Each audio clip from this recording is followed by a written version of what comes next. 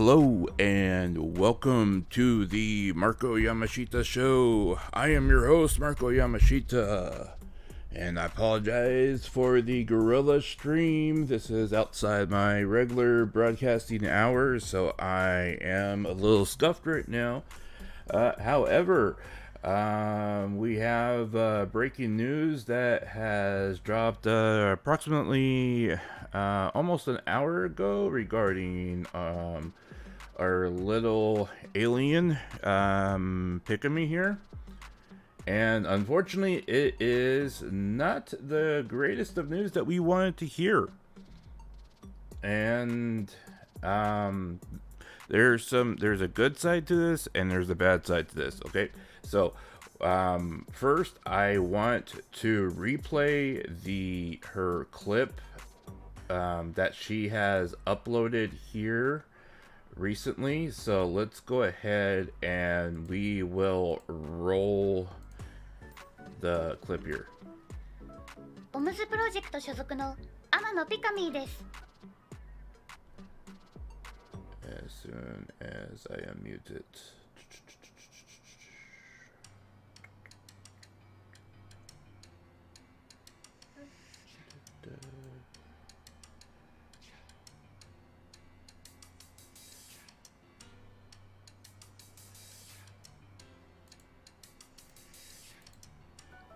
本日はいつも応援してくださっている皆様に大切なお知らせがあります。私、天野ピカミーは今月末の3月31日をもちまして活動終了することとなりました。これまで楽しく活動ができたのは応援してくれたファンの皆様とこれまで私をサポートしてくれたボムズプロジェクトのおかげです。突然のご報告で皆様をびっくりさせてしまい大変申し訳ありません。残り1ヶ月の活動とはなりますが、みんなと楽しい時間を過ごしたいと思いますので、最後まで何卒よろしくお願いいたします。 So as ま you た、 can see, メンバーシ she ップや has すでに投稿されている配信のアーカイブや動画につきましては、3月31日をもちまして、最後の配 She 信終 is 了後、 going to すべて be 非公開とさせてい graduating ただきま as す。 of March 31st. Her channel on YouTube will then be completely wiped along with her membership. Membership will be 今まで considered 本当にたくさんの inactive 応援あり and がと will うございま disappear した。 after March 31st. 短い時間ではありますが、以上となります。 I assume that she did not mention anything about Twitch during this announcement. However, I assume that will also revolve around the same thing with Twitch. She will no longer be active as far as what she is doing now as a VTuber or a streamer. This announcement does correlate with what happened directly with what happened with her instance in recent time here in the last few weeks, specifically with the incident with Hogwart's Legacy, when she wanted to stream Hogwarts Legacy and she received intense backlash regarding the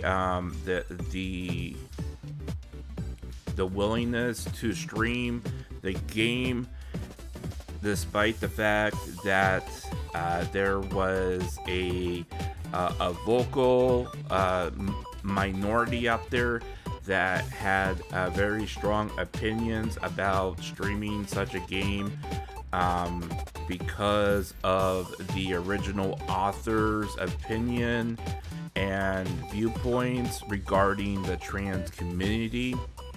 Pikamee has gone on record saying that her viewpoints do not match what the author's opinions are on that community. However, regardless of the fact that she has voiced that opinion, she has continued to receive an intense amount of vile hate and resentment for the mere fact that she dared to even think about streaming the game on her channel.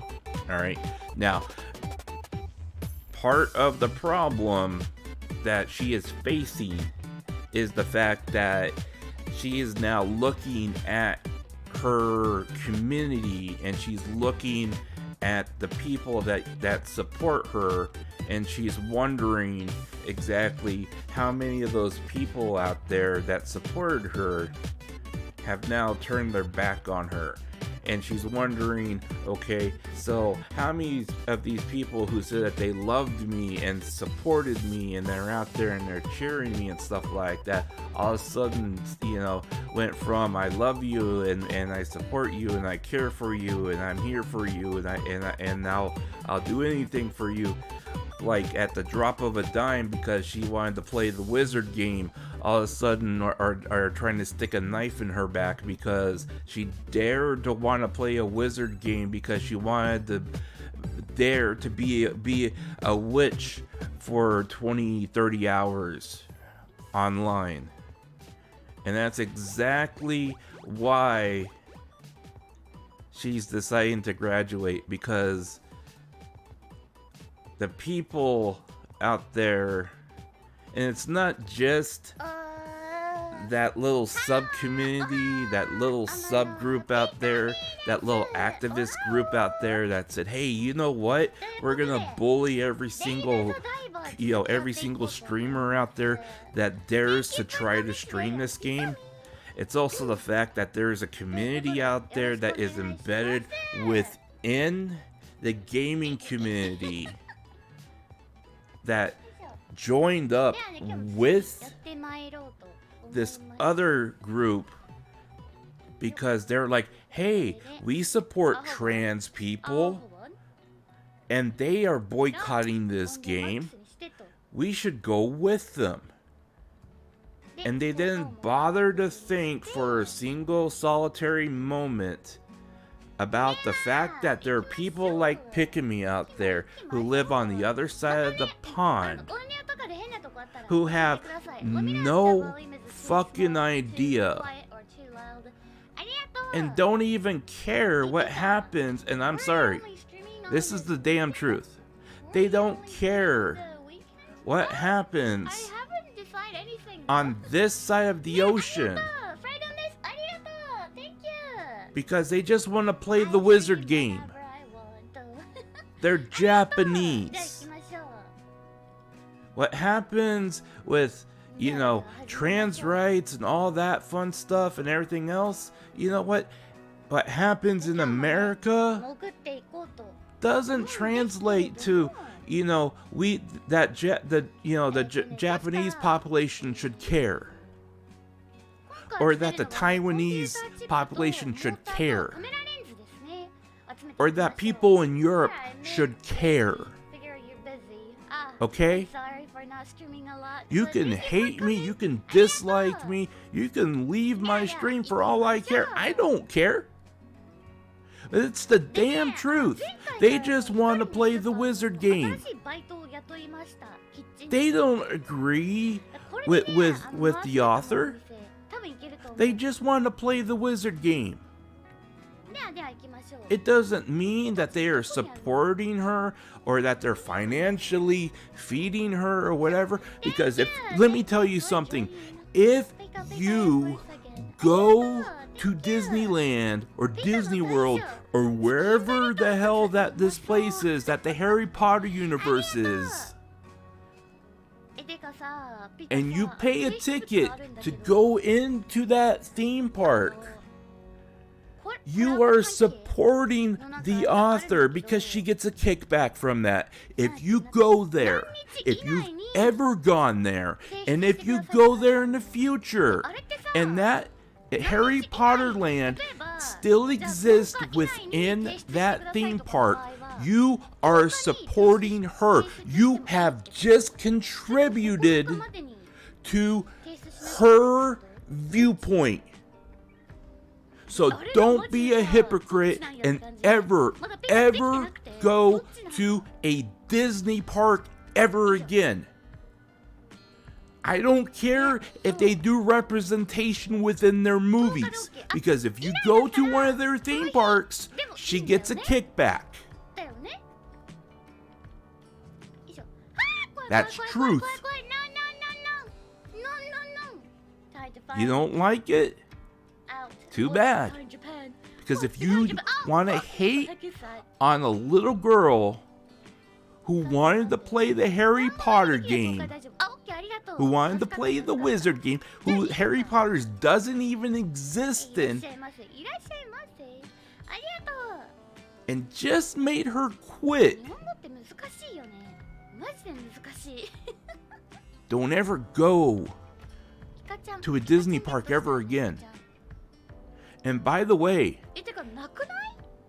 Walt Disney was an open anti-Semitic racist. And you can say, oh, well, Walt Disney's dead. Yeah, but you know what? His children still own those theme parks. They still get kickbacks. So you know what that means? Every time you buy a Disney piece of merch, or go to a theme park, or buy a movie, or go get a ticket, his children who are born spawns of a racist get a kickback. That means you are supporting the children of a racist. A white racist. And I can say that because I'm Japanese.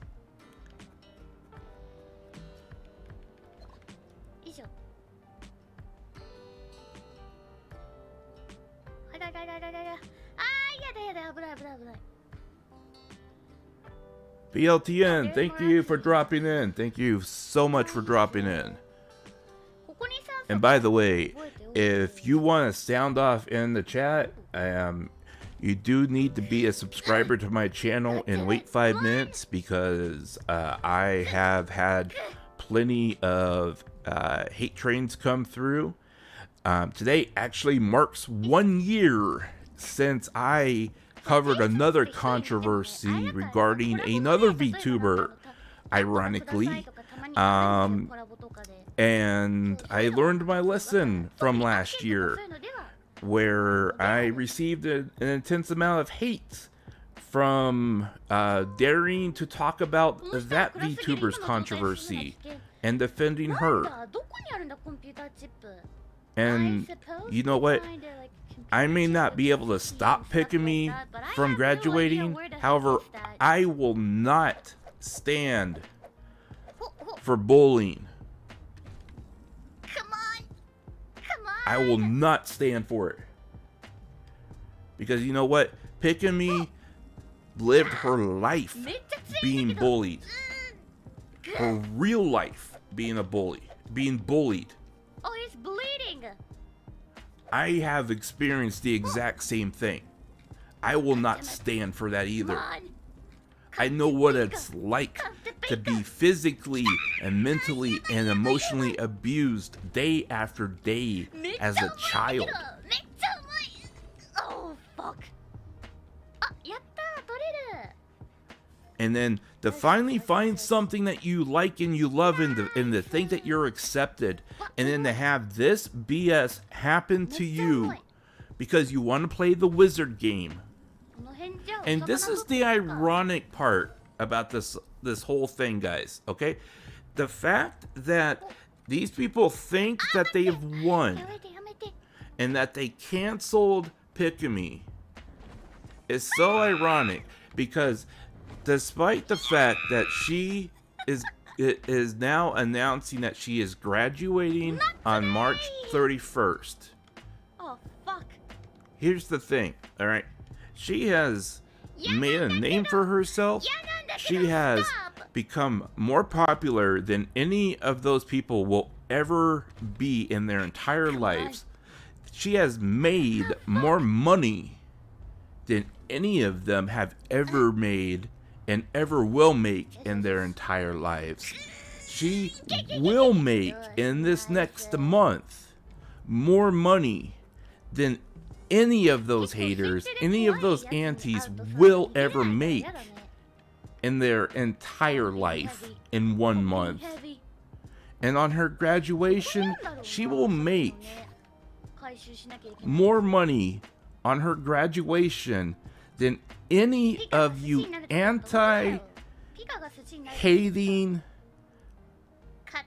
pro-trans knuckleheads will make. She will make more money in that one stream than you will make in an entire year. Because of you.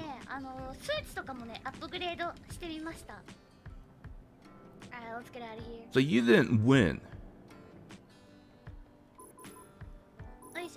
And the other part of this is you've encouraged more people, more streamers, more big name streamers to actually stream this game than canceled people from actually wanting to stream this game. You've canceled more small streamers than big streamers. There are more HoloLive people streaming this game live. And there are literally hundreds of thousands of people watching them, despite what you have tried to do. You didn't cancel anything. You may have canceled the game on Twitch. You didn't cancel the game on YouTube. And you will not cancel the game anywhere. You maybe have bullied a small girl who's in her 20s into leaving YouTube. You know what? Here. You feel better? You feel good about yourself? Does that give you a thrill up your spine? Does that give you that tingle feeling? Ooh. You feel good about yourself, don't you? Bully the little girl. It's pathetic, man. It's pathetic. You know why it's pathetic? Let me explain something to you. Alright? With all the energy that people have spent bullying people online, with this whole pro-trans movement of, oh, you shouldn't be playing this the wizard game because it supports the author who is anti-trans. With all the hours you guys spend doing that bullshit, you should be out there in the fucking community actually caring about the people that you say that you care about. The trans community has the most amount of suicides within their community of any other community except for maybe the gay and lesbian community. They need people out there to help them, to be emotional and mental support, to be their freaking friend. If more people were friends with them, if more people were out there and saying, hey, you know what? I support you, then they would have a lower suicide rate. Because you know what? Part of being out there is acceptance. If they see that you accept them, then that is acceptance. Not out there saying, "Oh, we're fighting for you online by protesting the wizard game." That's not helping them.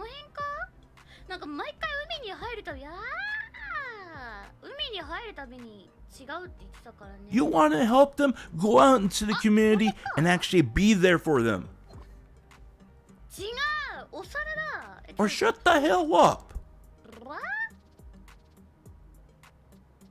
about here? サメちゃんはね、今回倒さない。もうサメ倒さなくてよくなった。もう一回倒したからね。いやーはっうわーいやー God damn it, bye! You know what they want? They want to sit there and just be mean. All right, they just want to sit there and be mean. They want to sit there and ride on whatever the most controversial thing is right now, and they want to sit there and they want to pick the biggest target in order to try to get them to break, and that's exactly what they did. That's why they went after Pikamee. That's why they went after Silver. That's exactly why Nazuna is forbidden from playing the wizard game, because they don't want her. They know exactly what will happen if Nazuna plays that, because we know exactly what Rushia would do if she got bullied. She would go right after those bullies, and she would go after them hard, and she would go after them not just on stream, but she would go after them on alt accounts, and then that would cause an entire controversy on its own. And we know what happens when Mike Nico goes after people on alt accounts, because we've seen those controversies, because I've covered those controversies on my channel. We know that. That's why she's forbidden from playing that game on stream, especially on that platform, because Twitch, I'm sorry, Twitch is a cesspool. It's a cesspool, and that's why I will not ever stream on that platform, because it's nothing but people who are two-faced. They're lying. They all they do is sit there, and one moment they love you, and at the drop of the hat, and as soon as there's a movement that they can jump onto, they hate you. And that's the truth. That's exactly why I cannot for the life of me figure out why people even stay on that platform, considering the monetization structure that has changed on Twitch.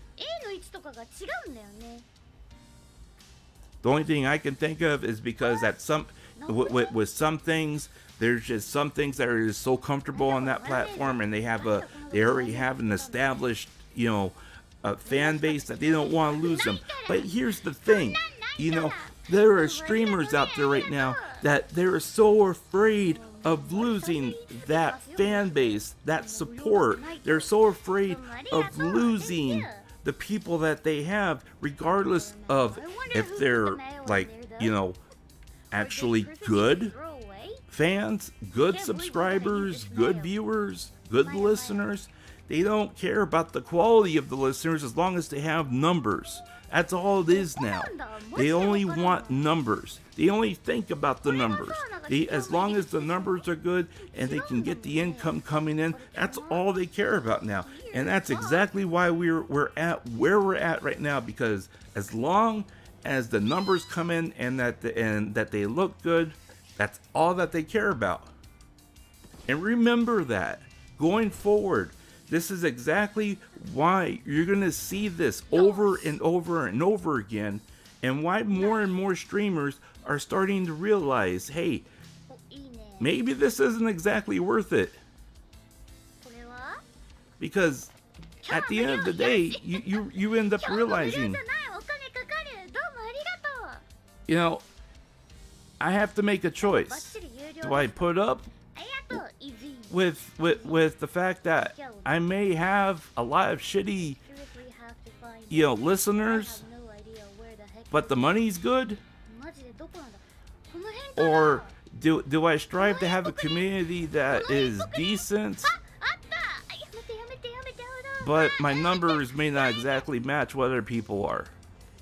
And that's why you see the more decent communities being a lot smaller, but a lot more tight-knit. They may not grow nearly as fast as, say, a lot of other places. But those communities are really tight-knit, and they're solid. And once you find them, you realize, hey, why haven't I been able to find more communities like this? And it's because those communities are few and far between when the big communities have so much garbage in it. And it's not, and I don't want to overstate this, okay? And I don't want to imply that Pikamee's values are misplaced, all right? Because part of this also goes back on to the agency. Because, when you're part of an agency, the agency, they care about income, and they care about, wanting to, make sure that they have a revenue coming in. All right.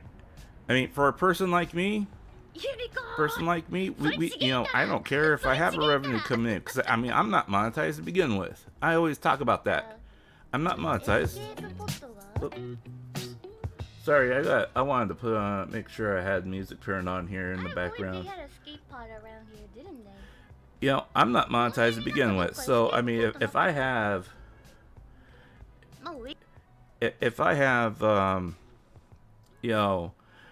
I pay for everything myself, and that's fine with me.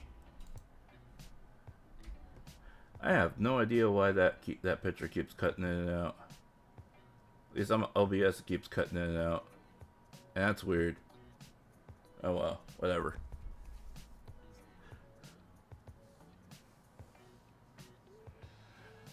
But what I'm saying though is that there are communities out there, and let me I'll get back to reading the comments here in a second. But there's communities out there that, I mean, just recently looking at different agencies, and in just recent days, I'll look at smaller agencies like Kawaii Productions, Prison Project, for the two good examples of smaller agencies that have larger, they're starting to get larger with a lot of their different streamers, right? Some of their streamers, some of their talent is kind of just like what you would find everywhere else, where you have some of your more outlandish people, and then you have some of your very say-so streamers that are on point, just like Pikamee. All right. But the thing of it is, those streamers are, their communities and their subscriber base are a lot smaller than the ones that, are basically just like, whatever goes types of things. And those people have a bigger net that are catch-all. And so their communities are probably 3-4 times what, the small say-so one would be. And that's not to say that the person that, wherever goes is a bad streamer. That may be their personality. That may be, who they are. Their manager or the talent agency may just say, hey, go with what you know. But if you are not comfortable with having, somebody who is completely like, balls to the walls as part of your community, and your talent agency says, hey, you know what? They're paying a membership fee, or they're dropping, super chats, or paying donos or whatever, you're not going to kick them out. And then you start accepting 10, 20, 100 more of those people in your community, and you have to just kind of, suck it up. As soon as something happens and you're like, okay, how am I going to handle this type of thing? And they turn against you. That's exactly what you have with Pikamee's situation. Because what Pikamee wants to do counters with what they want and what they feel. And it's like, how dare you? You know, and it's almost like they expected Pikamee to be able to read their mind. And it's the exact same reason why you find that more often than not, communities that have a catch-all have this type of controversy, because the community has a mindset that everybody in that community all think the same thing. But if it's a catch-all community, everyone has different ideals, everyone has different values, and everyone has different personalities that come to the table. And so when something like this happens, some people agree with it, some people disagree with it, and then you have problems. But if the community is solidified where maybe it's 95% all agree with the streamer, and then there's only a 5% dissent, that 5% will just bow out. The community will shrink by 5%, but it will keep on going on.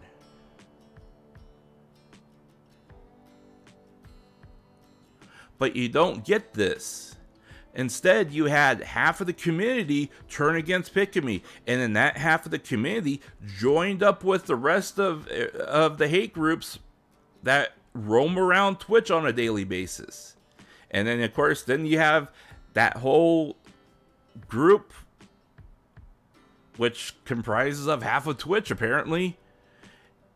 And when you have half of Twitch come down on you as a weight, I'm sorry, but, you know, I mean, Pikamee's only a small little alien girl. We can't expect her to be able to bear the brunt of the weight. I don't blame her for wanting to bow out. But, you know, I do wish she would reconsider not graduating, but I know she's put a lot of thought into this. And I do believe she thinks it's not worth the fight. And that she's done enough. And maybe she's just going to move on to something different. Maybe she has other opportunities. Maybe she's finally decided it's time to do something else, you know, that she's wanted to do. You know, maybe she's had other plans that she's always just put on hold because, you know, she was streaming and she's not going to do them. Who knows? But it's a shame that it's this that's caused her to say it's time. All right. Let's get back to the chat comments here. Calvin, welcome. I saw you duck in here earlier. Those losers never made anything for themselves. Yeah, I completely agree. You know, I mean, unless you are a content creator yourself, or you've actually live streamed and had a community, built a community, actually done something other than just sit and chat and spew hate. You know, and I'm sorry, but building spreading a botnet and doing bot raids does not count as building something or making something on your own. That's just, you know, being a script kiddie. Unless you actually stand in front of other people and present something. And being a VTuber does count as doing that, because you are actually presenting something and you are putting yourself out there in public. You know, unless you do something like that, yeah, you have not contributed to anything other than just being a hater. Yeah, I completely agree. In my honest opinion, Pikamee is the best bilingual VTuber. She's always thought, Pikamee has always tried to cater to JP and English bros, And that's the worst part, because here's the sad part, okay? And again, I'm going to reiterate what I've said at the beginning and what Pikamee said at the very beginning. At the end of next month, Pikamee's channel is gone. All of her content will be gone. Her channel will be blown away. It'll be like her channel that has, never existed. Now, there will be people out there that will, of course, archive what she's done and archive her channel. And you'll have to search a little bit if you want to be able to see those archives.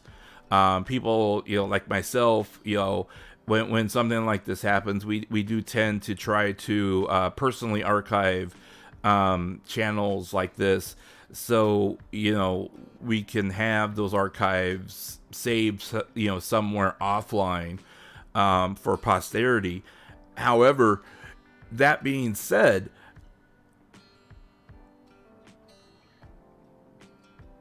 she is essentially saying, you know what, I don't know if what I've done is worth leaving there for other people to watch.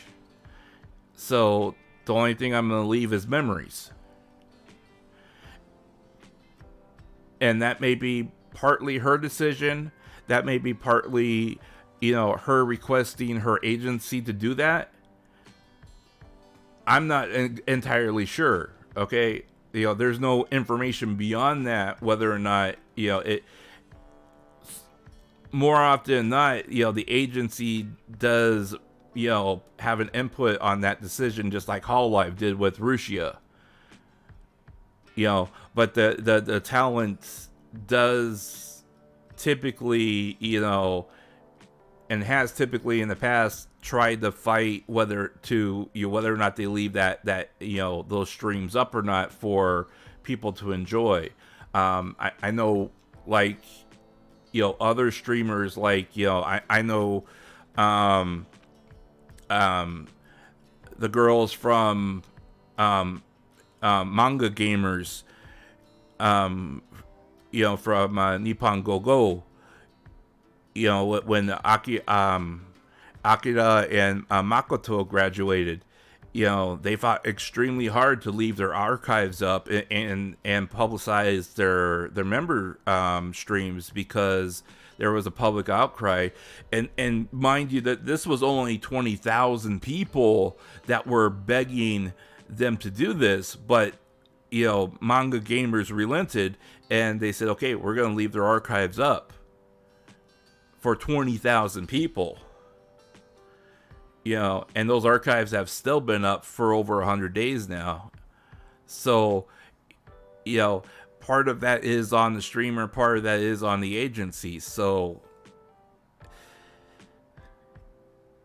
it's worth if those streams are important to you, there are ways to archive them yourself. And I know that there's people out there on multiple different forums and bulletin boards and everything else that are likely already looking at how they're going to archive what she's done for posterity's sake. But otherwise, those things just kind of are going to have to sit in your mind palace and become memories.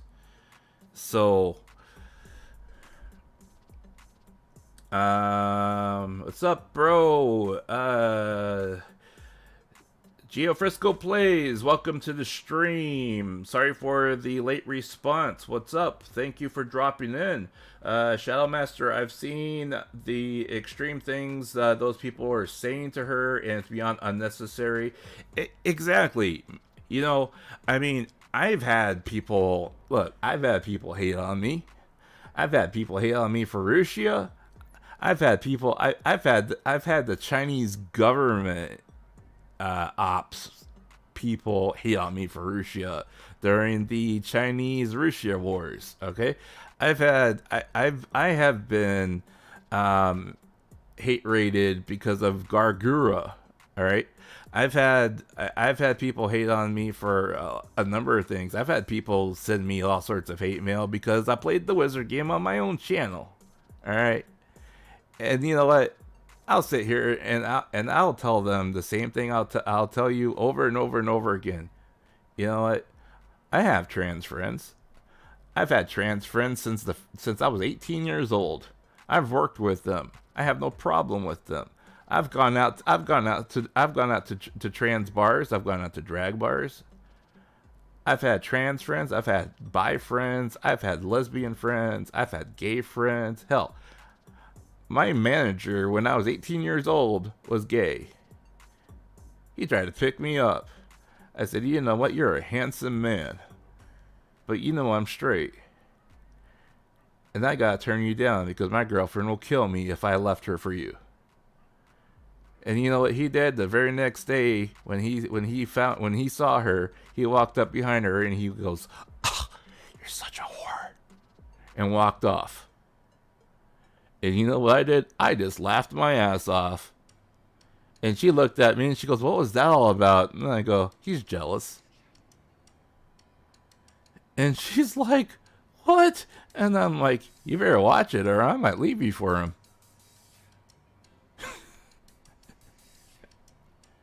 You know? So I got no problem with that with that group, man, because you know what? I mean, I got friends in that group. I've had so many bros hit on me. I've had so many trans girls hit on me. I've had so many trans bros hit on me. It don't bother me. And you know what? I said, you know what? You're a fine human being. You know, but my tastes are elsewhere. And it's not that I'm turning you down because of what you are or what you claim to be or who you are. It's because my tastes are elsewhere. But I do accept you. And that's what counts. You gotta accept the person and not what they are. Accept the fucking person. It's not a matter of accepting the author. It's not about the author. It's not about the game. It's not about the movement. It's about accepting the person. If you want to sit there and go biblical, God and Jesus accepted the person. Jesus said, you know what? Everyone is a sinner. However, I accept you.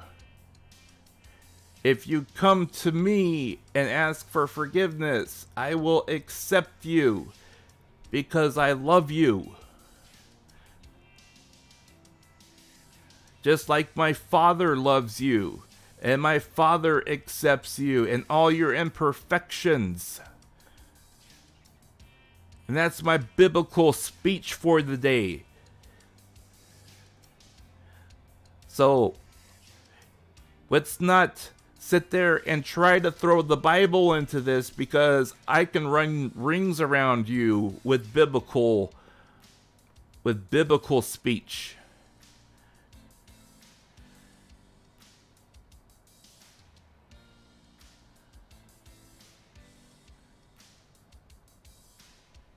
Pikamee accepted everyone. She didn't care if you were straight, trans, lesbian, English, Japanese, Chinese, Korean, Indian, Indonesian, Brazilian, Spanish, Ukrainian, Russian. She accepted everyone. And you should be ashamed for bullying her.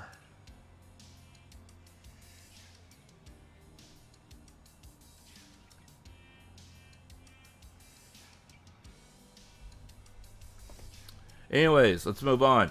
Yeah, I was thinking about that whole thing. It irritates me that Nazuna can't play the wizard game she wants, but at the same time, she's only being protected. Yes, I have said that since last year. Nazuna, there are times where Nazuna needs to be protected from herself, and this is one of them. I am glad that there is management and oversight on her, and not allowing her to run amok, and that there are people actually protecting her from herself and her own actions, as opposed to before, where she was given a wide berth, which tended to allow her to get into trouble that she did not need to get herself into. So that's a good thing. Maybe she'll join Fizojo. That's a possibility. However, I think it's much too soon to even consider her jumping to a different agency, considering what the current situation is. I think in my opinion, she's probably going to finish out till the end of March to graduate proper. Say her goodbyes proper as Pikamee. She'll likely take a good hiatus here to decide what she really wants to do, give things a chance to cool down a bit, perhaps even pursue other projects that she may have been wanting to work on, or even if she like I said, has other ambitions that she wants to fulfill. If she still has a desire to stream, which she might, I'm just kind of trying to read tea leaves here and read minds a little bit. She may decide to re-debut with a different group if she has been presented the opportunity or offer, or she reaches out to another group. Now, there is also the possibility that because of her past experiences of being bullied and her past traumas, that she just may not want to go there again. All right. And there may be that real fear of, okay, I've been bullied in real life. I don't want to go back there. I just had this really bad experience here. I don't want to go back to that again. Do I really want to put myself through that again and run the risk of having that experience again? You start becoming a little bit gun shy with that type of thing when you have experienced it. I know that experience from just life in general. So anyone she signs with or ends up going with, if she goes to a different agency, or if she signs on with anyone, or gets approached or tries to approach someone else, she's going to say, okay, what kind of safeguards are going to be in place? If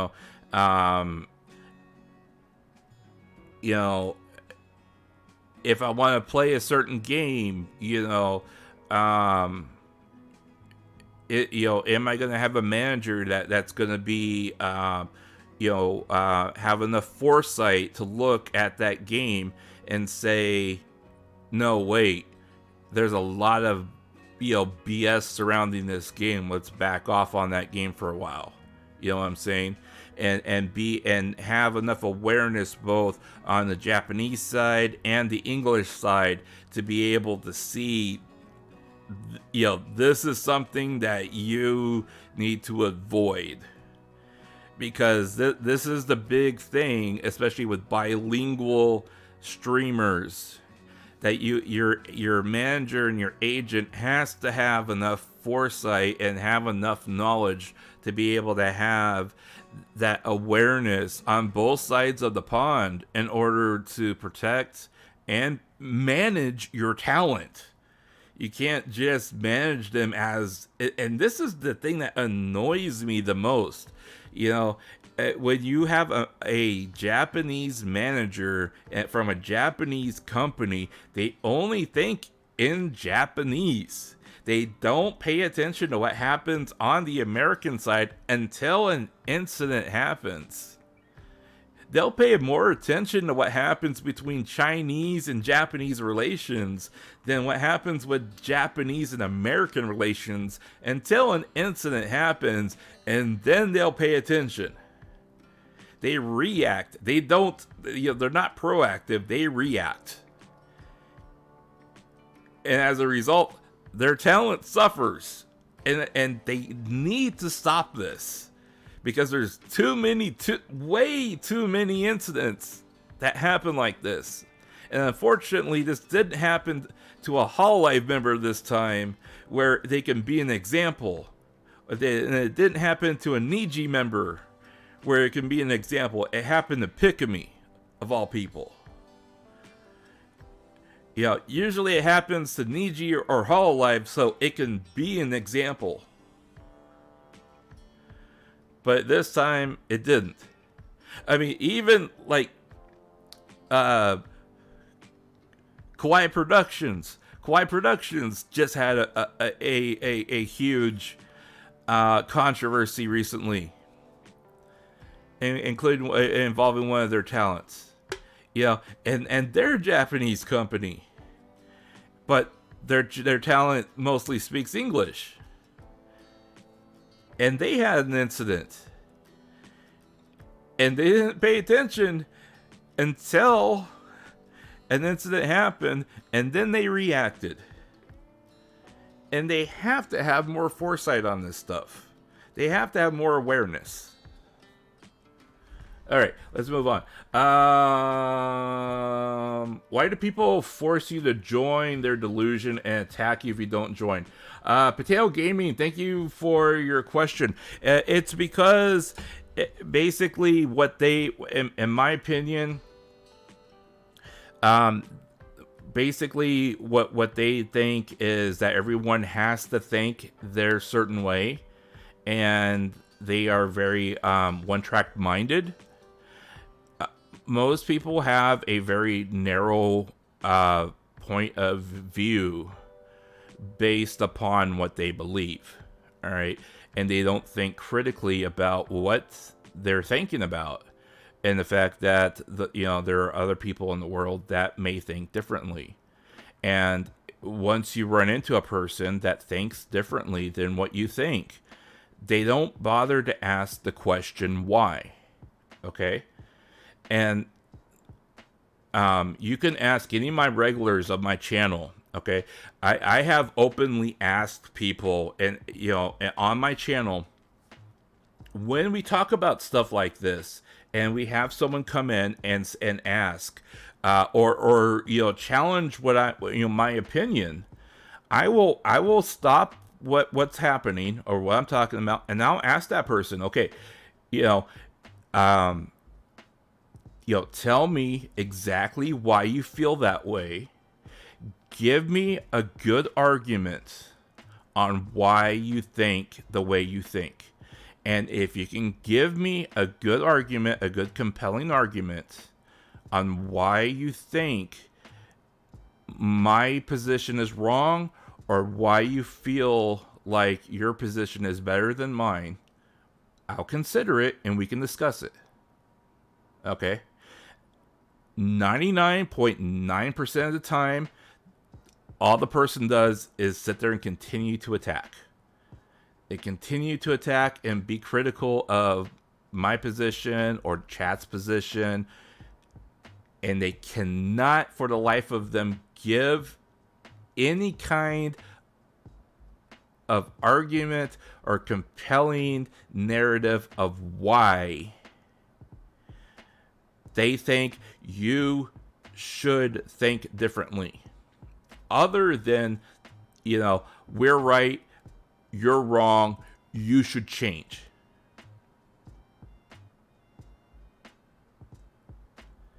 There's no middle ground. Absolutely no middle ground. Let's see here. Okay.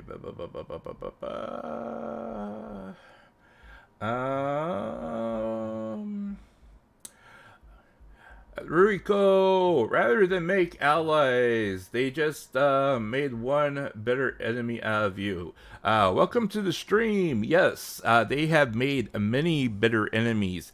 And let me make one more comment along with you. I had personally, they have never responded to me because I'm just a little YouTube streamer. Outside Xbox, never once talked about the game. Never once talked about Hogwarts Legacy. Completely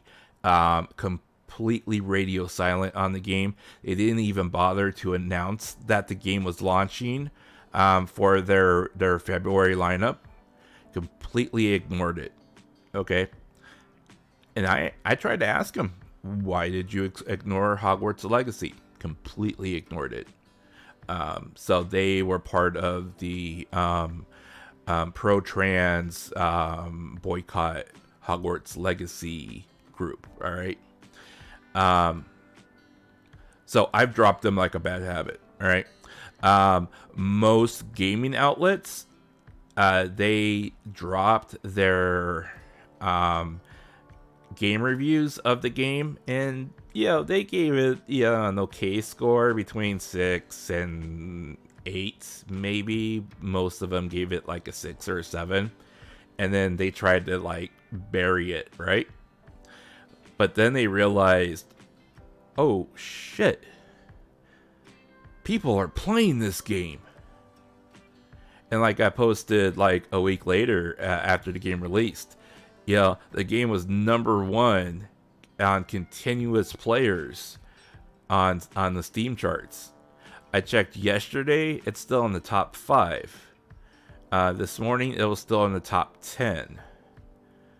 All right, in continuous players. And people are still playing the game. Despite the fact that it has a terrible frame rate, people are still playing the game, all right? People are still buying the game and still playing the game. Despite the fact that they're not going to even, deliver a DLC, which they should, people are still playing the game. And partly the reason is because the modding community have gone nuts on this game. And if they are not going to deliver a DLC, the modding community is going nuts and making their own content for the game already. So, I mean, it's just good. They have basically made a Hogwarts Skyrim game that has life in it with the modding community that has continuously been worked on post-launch. So that there is absolutely there's every reason for people to continue to play the game regardless. There is a mod out there right now that's still in its alpha build that has already enabled 4-player co-op that is built upon a modified Unreal Engine that patches onto the game that allows 4-player co-op within a single world. I mean, that's mind-blowing. I mean, you only play at 30 frames a second, but I mean, if they can get it at 60 frames a second, I mean, that's gonna be awesome. I mean, could you imagine playing Hogwarts as in 4-player co-op and like being able to patch in like a world boss or something like that in 4-player co-op, and have like a difficulty scaling to compensate for that, and play 4-player co-op in Hogwarts? I mean, people care about this game. And and this is the wizard game that people are protesting, okay? That Pikamee is being blackballed for.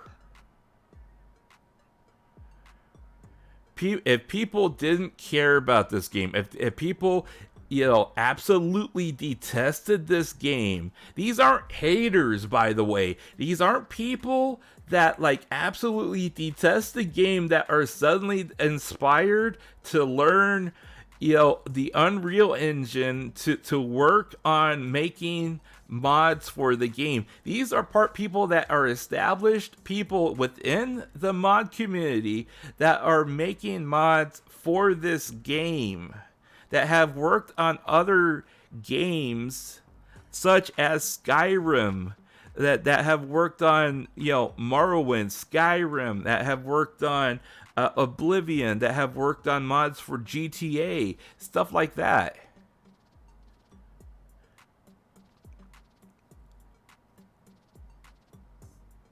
And then here we have Pikamee, who's leaving.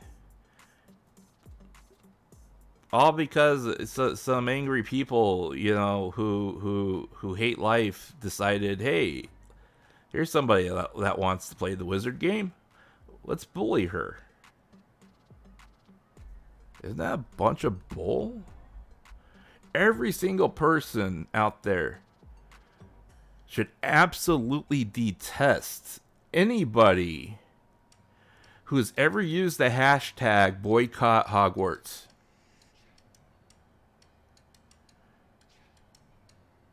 Every single person out there who has boycotted the game should feel ashamed of themselves. And every single person who's ever cheered that on should absolutely be shunned, blocked, and absolutely avoided. And if you're one of them, I hope that you absolutely feel remorseful for what you've done.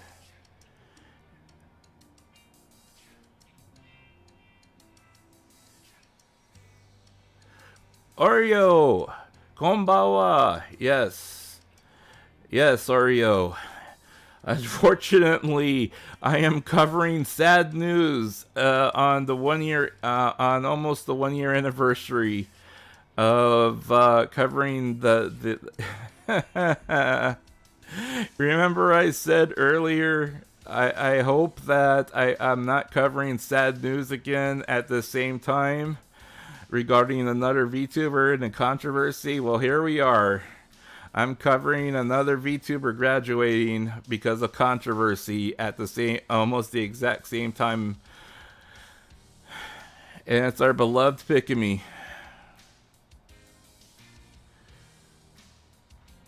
Kason, this is your chance. Grab Pikamee. Kason,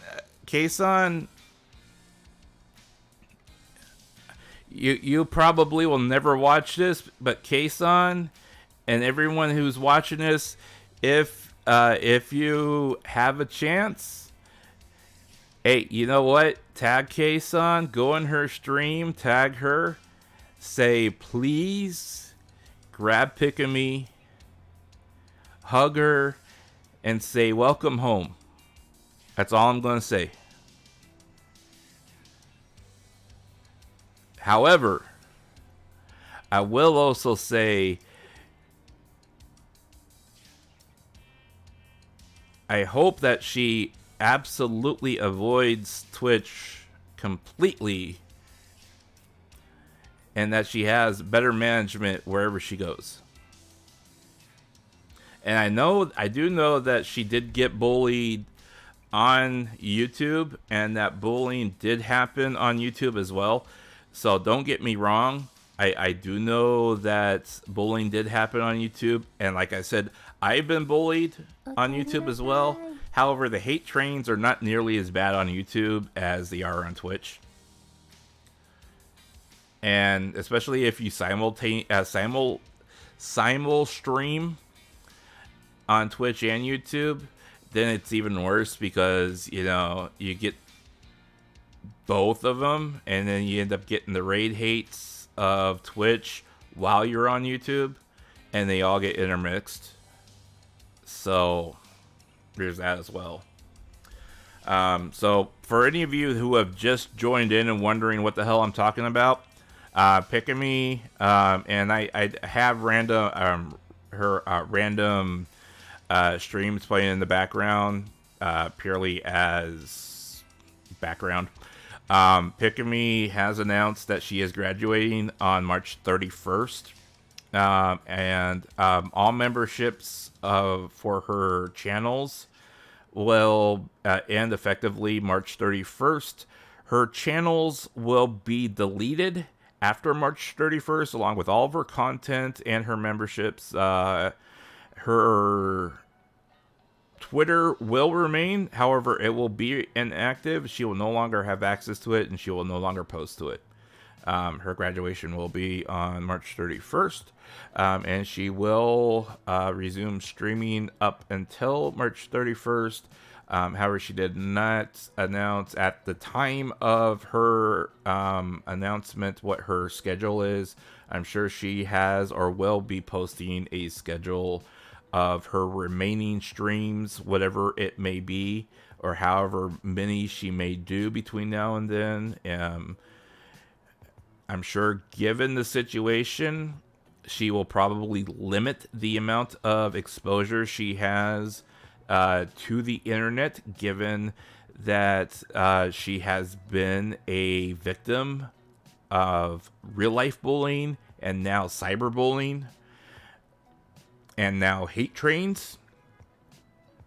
It is an extremely unfortunate event, simply because of a social justice movement that was completely unwarranted towards a person who doesn't even live in the United States and has no involvement and does not have any position upon the said movement, and has been very forthcoming and showing and telling people that she welcomes everyone within her community. Every person who has said boycott Hogwarts and has hated on her should be ashamed. And if you know people who boycotted Hogwarts, I highly suggest that you evaluate those connections with them and decide whether or not they're worth actually having. Because those same people condoned what just happened to Pikamee. And what's happened to a lot of other streamers. Unfortunately, Pikamee was the largest target that they were able to take out. There were a lot of larger streamers that, fortunately, had a lot of safeguards in place and were able to stream the game largely, unabated. People like, in Hololive, like Miko and Fubuki and Roboco and many other ones. But unfortunately, people like Pikamee were, their managers and their agencies did not have the foresight to protect them from such activity that has happened. And maybe didn't even prep her for the fact that there was going to be this kind of backlash. And it's unfortunate.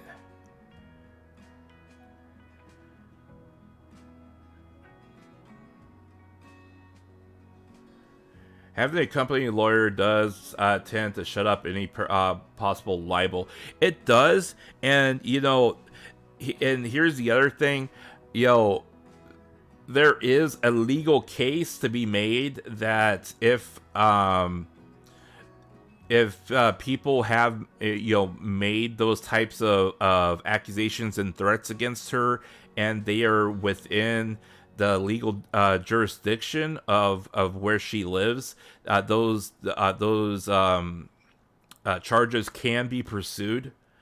So there is that legal that legal avenue of her agency against people. So there is that, and they can press Twitter for IP addresses, account information, that kind of thing. So it's whether or not her agency has pursued any kind of legal action against those accounts, which I would highly encouraged her agency to do. Because it's not fruitless. I know for a fact that Mickey Nico has done the same thing. Covercore has done the same thing. I have turned in, several bits of information to Kwai Productions and Prison Project regarding people who were attempting to dox various agents and talent for their agency. So that information had and in pursuit of legal action is justifiable and encouraged. So unfortunately, if it happens within international bounds and they are not able to pursue some of those actions, then there's only a certain amount of you can only take it so far, and then that's it. But whether or not she feels it's worth it, whether or not the agency feels it's worth it, I think it would still be highly encouraged. So at least you stop that from happening again from certain actors that are out there. Even if you only stop certain actors, you prevent those actors from hurting somebody else, and that's an encouraging act in itself. You may not stop all acts, but you are stopping some, and you're stopping them from hurting other people, and that's what counts. And as somebody as prominent as Pikamee, I would highly encourage her to do that, despite any feelings that she may have of, well, why should I even bother protecting other people, especially if she's feeling betrayed by her own community. I would encourage her to say, by saying this, there are some people out there that are two-faced and will change allegiances on a drop of a dime. However, there are just as many people out there who have remained loyal to her, just like I've remained loyal to so many other streamers, despite what has happened, because I know them better than what has been said out in public, and I choose to believe in them, and I've chosen to continue to speak out for them because I want to know and I want to tell the story as it is and the information as is, and separate opinion from fact.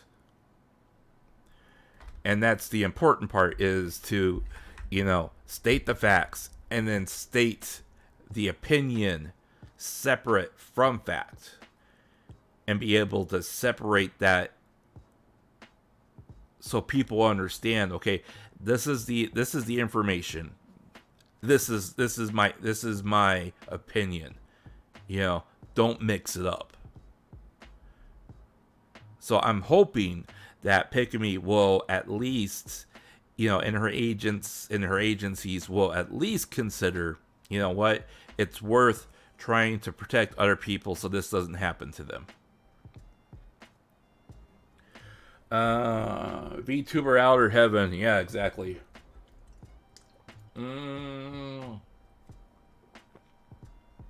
Special type of hell? Oh, definitely. If the circles of hell really do exist, yeah, there's a special type of hell for them.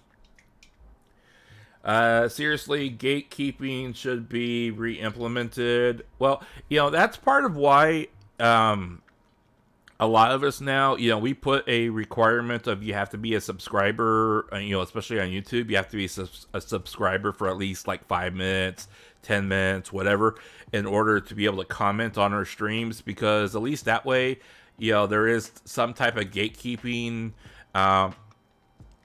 So, like, if we suddenly see, like 20 accounts, all of a sudden all decide to register as subscribers all at the same time, we know, okay, something might be happening here in the next 5 minutes, and then, our mods can be ready for it. So, we do try to have some type of gatekeeping in place, or at least have some kind of lookout in place, or safeguards. But yeah, it would be nice if we had more proactive tools to be able to be ready for this type of thing.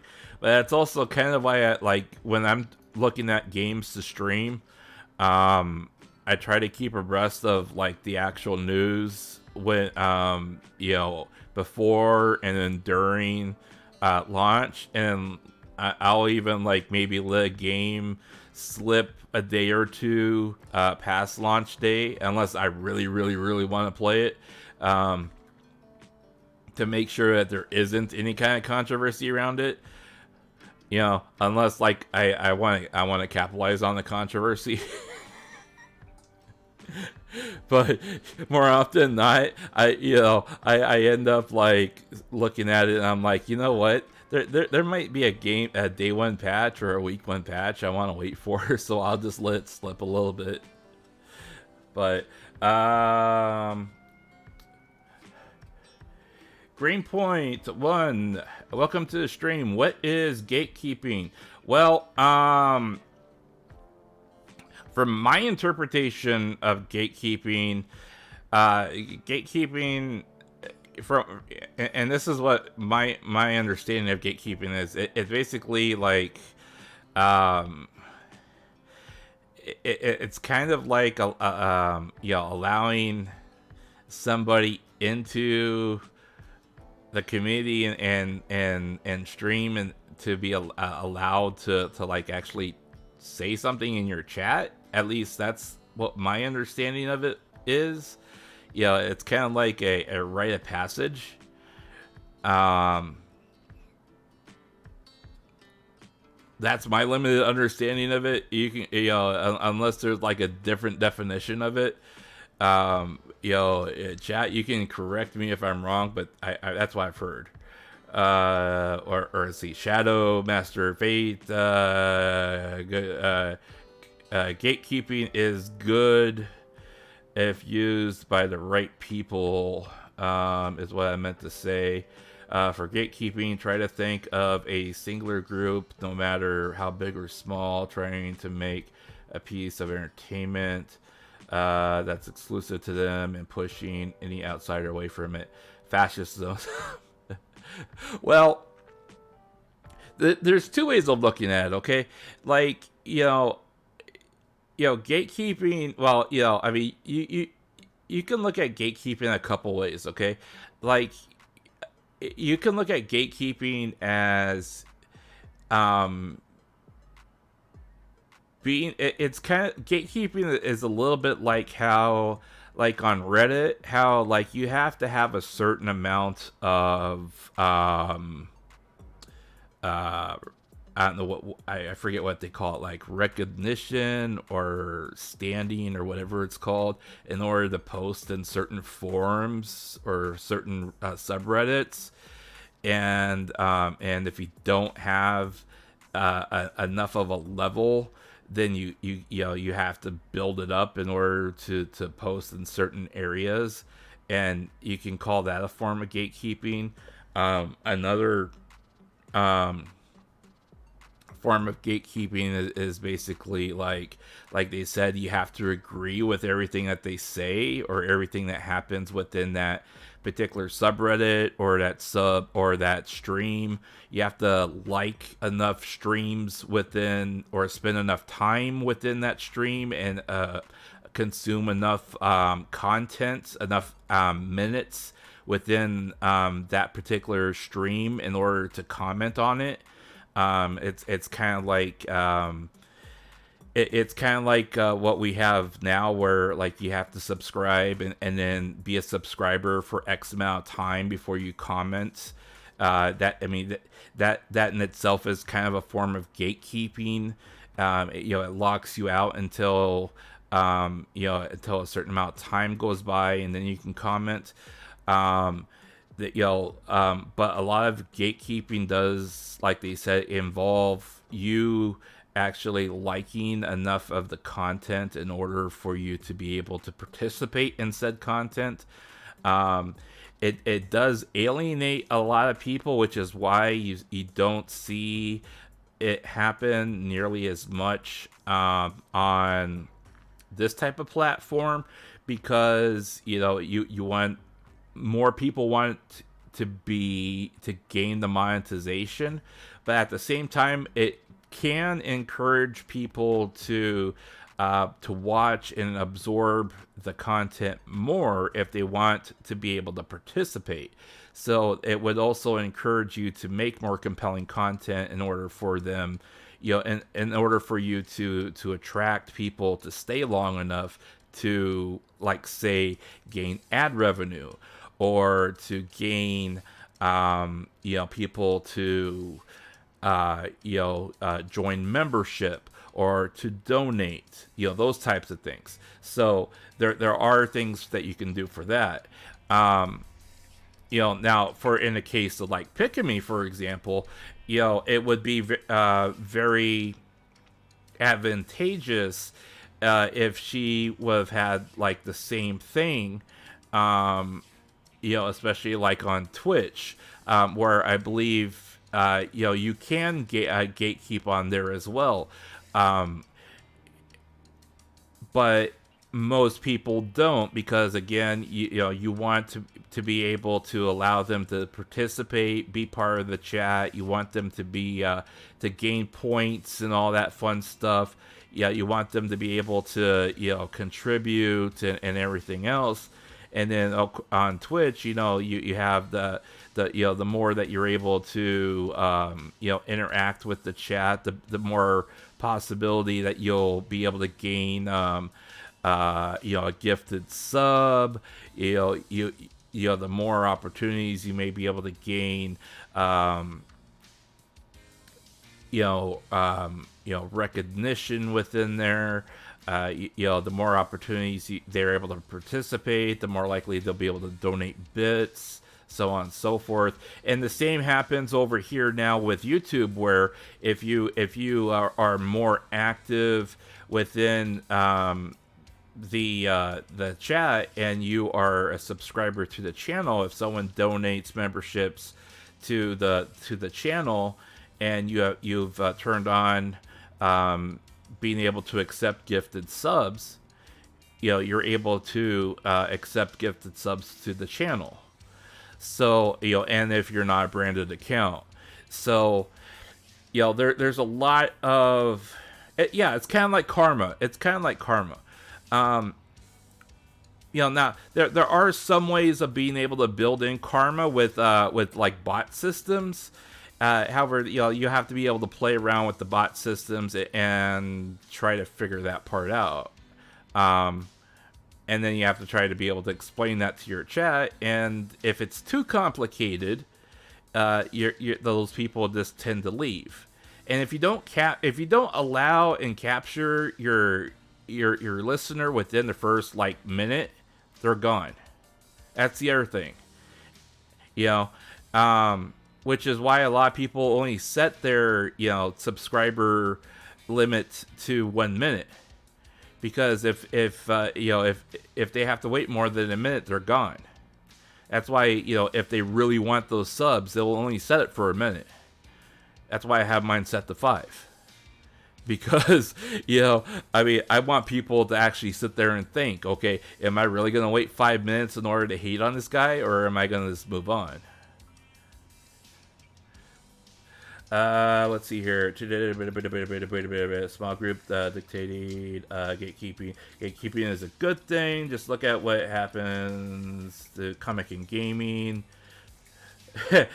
comic and gaming can get really violent when it comes to like arguing like lore and universe. That's kind of why I don't get into comic and game. Well, at least comic lore. I don't get into comic lore because I've never been much of a comic guy to begin with. But I don't know anything about DC or Marvel. Other than the fact that I played DC versus or Marvel versus Capcom back in the day. I used to love playing Marvel versus Capcom back in the day. Let's see here. We aren't the one with weird beliefs. If we can use gatekeeping to protect something in a positive way for good reasons, it's not a bad idea. It's not.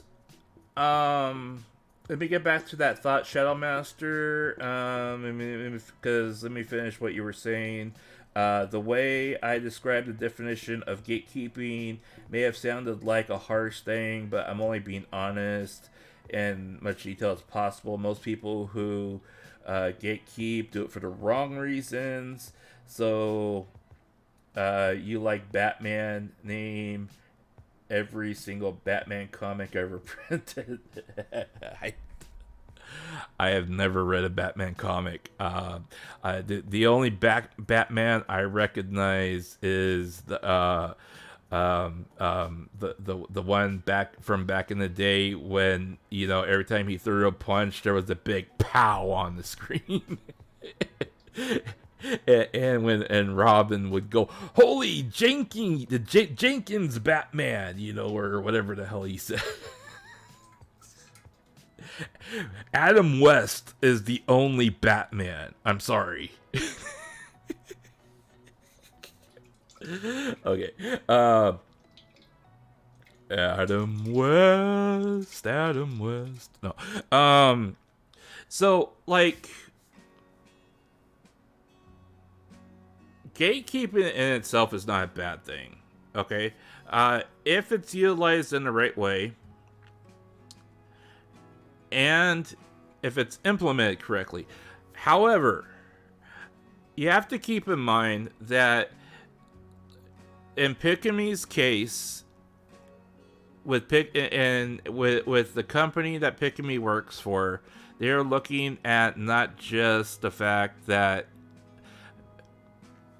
All right, let me back up, okay? Because Pikamee.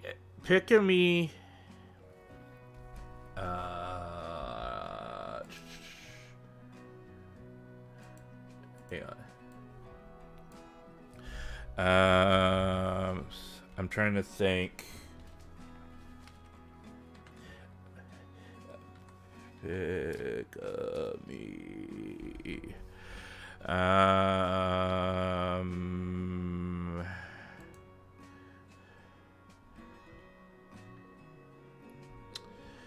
So Pikamee worked for Game Braves. Oh, not Game Braves. Pikamee worked for. Was it Game Braves?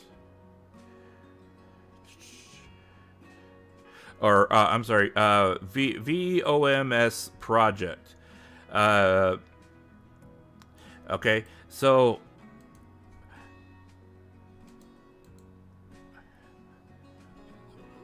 where are you? VOMS Project. VOMS.net. Come on, load. Okay, so Pikamee worked for VOMS Project, right?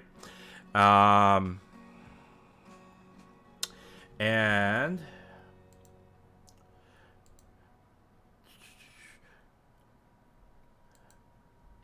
you know, they of course are an agency that are primarily looking at monetization of their talent. Okay, in order to reach the largest audience available, they're not going to they're going to try to maximize the largest amount of people that they can expose her to without limiting the amount of people that are able to interact with her. That's just the unfortunate reality of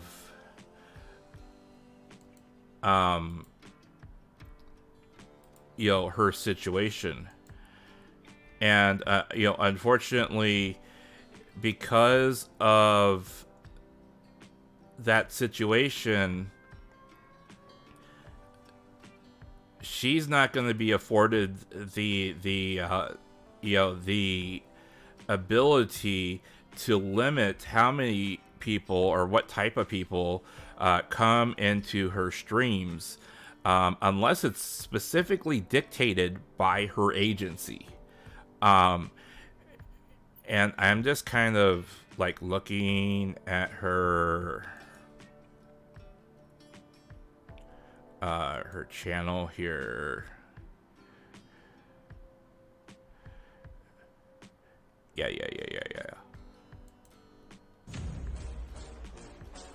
I don't care about that.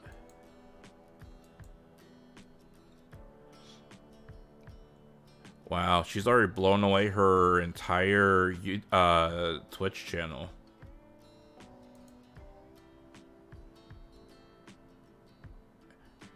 And she only has a couple of...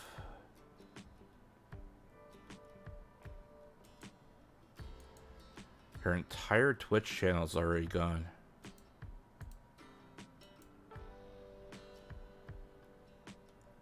That's sad.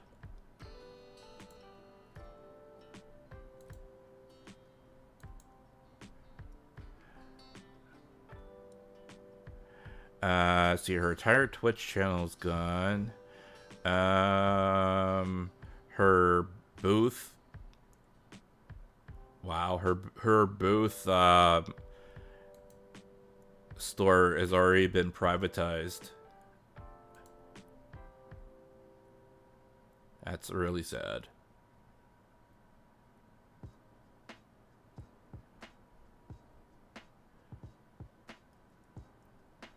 Wow.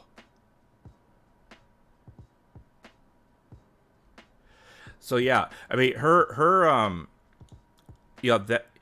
that in itself, it's easy to say that for like an independent streamer or a small streamer, or even somebody who is maybe like a 1-2 combination, or maybe even like a small agency to be able to gatekeep. If you're specifically trying to target a specific audience, it's very easy for you to gatekeep that way. I know personally specific VTubers who happen to be working, that they are they work more in the adult industry, and they while they do play games and they do ASMR on the various platforms, they do more adult related content, and YouTube is basically their gateway into their adult content, and as a result, they do their gatekeeping through YouTube, and then that's how you basically earn your way into it, into the more explicit content. So there are ways of being able to gatekeep and be able to I guess filter out your viewership and be able to process them.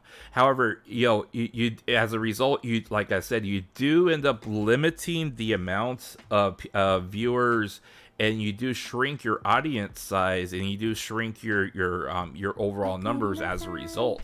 And that's kind of what that's kind of a punishment to your overall stats as a result, because you end up having to wait, and you end up having to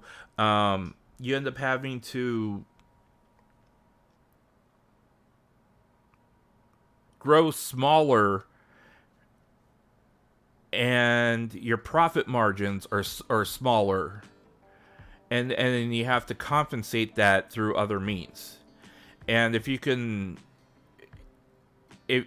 compensate by being able to balance that through either having a smaller workforce or being able to eat that smaller revenue by having a smaller income and a smaller community, then that's fine. But if you're looking at, wanting to maximize profit, maximize your potential, maximize your exposure, you don't want to alienate as many people by putting up roadblocks that prevent people from joining, because you might alienate somebody who will spend on you, is what I'm saying. Let's see here. Brandon Hill, let's see. Welcome. Brendan Charles, thank you for the sub. Rams, thank you for the sub. Fans Boo, thank you for the sub. By the way, if I've missed any people who've recently subscribed, thank you for subscribing. I appreciate it. We've come here to commemorate loss. Shindoa, thank you for joining the chat. Yes, we have definitely come here. Electric Angel, thank you for the sub. Yes, we have definitely come here to commemorate our losing of our beloved alien here, and unfortunately, it's a very sad moment for the VTuber community, and it's a very pivotal moment for the VTuber community. I have always, and I've been saying this for over a year now, and I'll say it again. We need to decide where the hell we're going with as a community. All right, because we can't keep doing this. We have to figure out what we're doing with our community, because we have literally crucified so many people as a result of petty arguments over. We've allowed the crucifixion of Coco over Taiwan. I'll say Taiwan. I will say Taiwan as a country. Come at me. All right. We almost crucified Marin and Miko over a BL magazine, and we lost Marin for almost for well over 3-4 months. And then we lost her even longer over depression in her throat. All right. And then we lost Miko for several weeks because of the BL magazine incident. We lost Rushia over that suspected whatever it was with Mafu Mafu. And Mafu Mafu went on a long-term hiatus because he's now claiming that he's being cyberbullied, despite the fact that he went 6 months and released several covers afterwards and got millions of hits and millions of views. Then he was suddenly still being cyberbullied over the same incident. which I don't quite believe, but I mean, whatever. I mean, oh yeah, and he also released a dual cover with the person that he corroborated with just 3 days after he helped leak and ruined the career of Russia. And got over 2 million hits with that same person with that cover, which was very suspicious. But you're depressed 6 months later, Mafu. Yeah, but we won't go there. Okay, that's enough of that. Yeah, and I'm still here, Mafu. By the way, if you want to talk about that, I do have a beef with Mafu. By the way.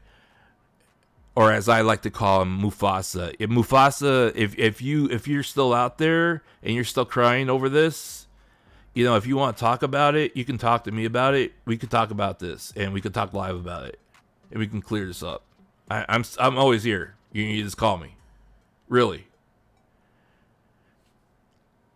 because I can punch holes in all your stories. That's a different story. Sorry, we're talking about Pikamee. We're not talking about Russia. So yeah, I mean, we have VTubers out there that are doxing their own gen mates because they're jealous of them, despite the fact that they have talent that literally just oozes out of every word that they say. Right?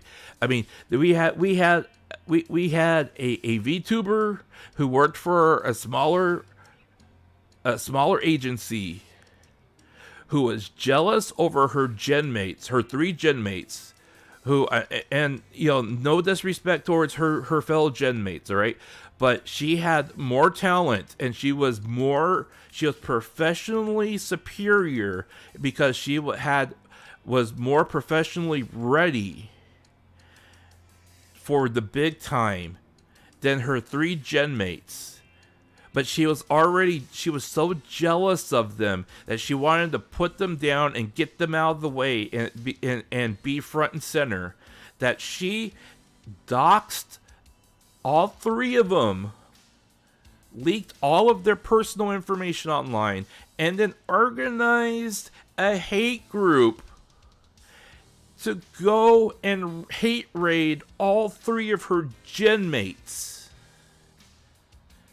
just to try to make them quit so she could be the only gen mate that was left standing.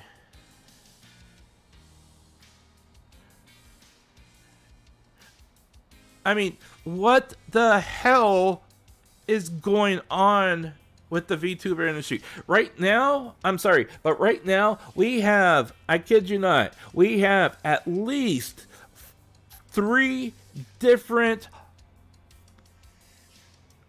top name VTubers. I'm not going to say the agency. I'm not going to say their names. We have 3 top tier famous VTubers out there that are currently in business with their own side hustle, that are doing their own thing, that if people wanted to make a big fuss about, which in Japan, they could make a big fuss about, especially now that their agency is a publicly traded agency. People could be saying, what the hell is the CEO doing, pushing these 3 people in front of children and teenagers when they're out there doing R18 acts on the internet for money. Alright? What the hell are we doing in the VTuber world? Alright? What are we going to accept and not accept? We have VTubers out there that are working for top agencies that do have boyfriends. And they're on hush hush on the down low, and no one makes a fuss about them. But yet, if it's found out that the Japanese counterparts of the same said agencies might be dating, they suddenly are in the front and center and being made a fuss about, okay? What the hell are we doing within the VTuber world, all right? I mean, and that's just the drama part. Then we have people like Pikamee, who get singled out because they want to play a wizard game.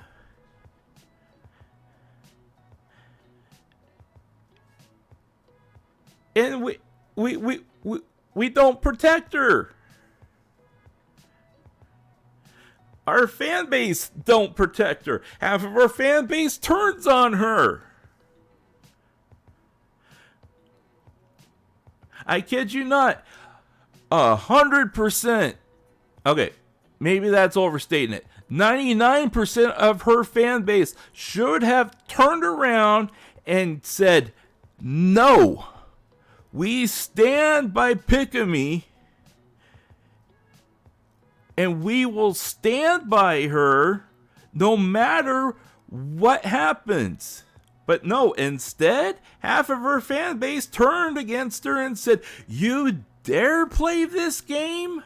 How dare you play this game? I used to be a fan of yours, but you dare play this game? I am completely appalled. What is the matter with you? It's a fucking game.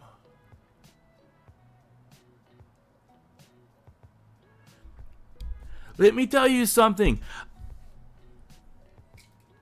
I am a straight guy. I'm a straight guy. I've always been a straight guy. Like I said earlier in the stream, I have been hit on by my gay manager. And I looked at him and said, you know what? You are a fine, handsome man.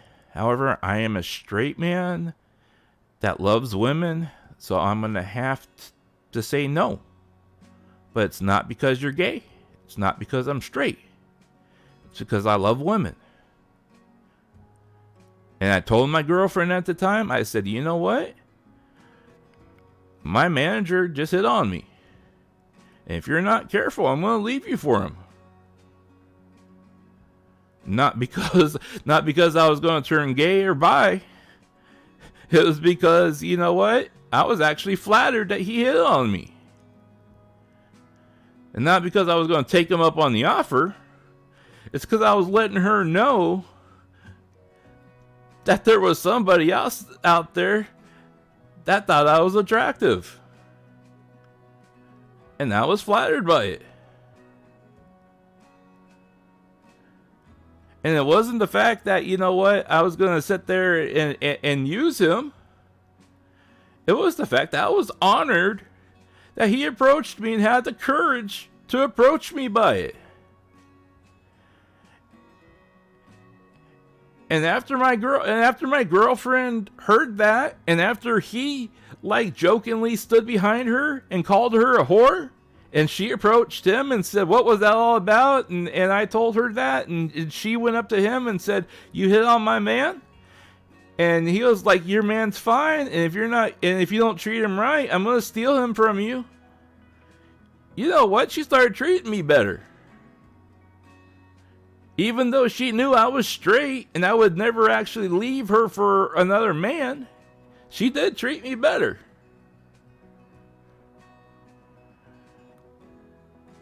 And it was because I appreciated the fact that he hit on me. I'm not ashamed of that. It's like I'm not ashamed at the fact that I've had trans people hit on me. And yeah, I've turned them down. Not because they're trans. Not because I thought they were ugly. Not because I rejected them for being trans. I rejected them for the fact that I like women. And yeah, you can make the argument, well, yeah, well, if they had the transition and they turned, then they're a woman. They're technically a woman. Yeah, okay, you can make that argument. However, they're not the type of woman that I wanted. The type of woman I wanted was the type of woman I was with at the time. I was already with somebody. I'm not going to leave my girlfriend for a trans woman just because a trans woman hit on me at the time. You can't make that argument. I'm sorry. A trans woman that hits on me when I'm already with someone else does not trump the fact that it does not make her more of a priority than the girl I'm already with. I'm sorry. That's just the way it is. If a trans woman walked up to me now and said, "Hey, Marko, I want to get with you." And I looked at that trans woman and I said, "All right, well, let's go out. Let's learn about each other." And we ain't compatible. I'm not going to get with that trans woman. You know why? Because we ain't compatible. If we don't click, we don't click. And that's just the way it is. Not because she's the trans woman. Not because she had a transition. Not because of what she is. It's because of who she is. And she came up to me and she said, "You know what? I don't like the fact that you played the wizard game." I'm like, "Okay, why don't you like the fact that I played the wizard game?" It's like, "Well, because that author, said that thing about us trans people." I'm like, "All right, but that author didn't write the game. All I'm doing is being a wizard in a wizard game. That's all I care about." Like, yeah, but that wizard game is based upon what that author wrote. I'm like, "All right. So let me ask you this. You know all that. Those movies and those books that are written or based upon like the color space and all those movies. You know what I'm talking about? What are they called? Oops. They're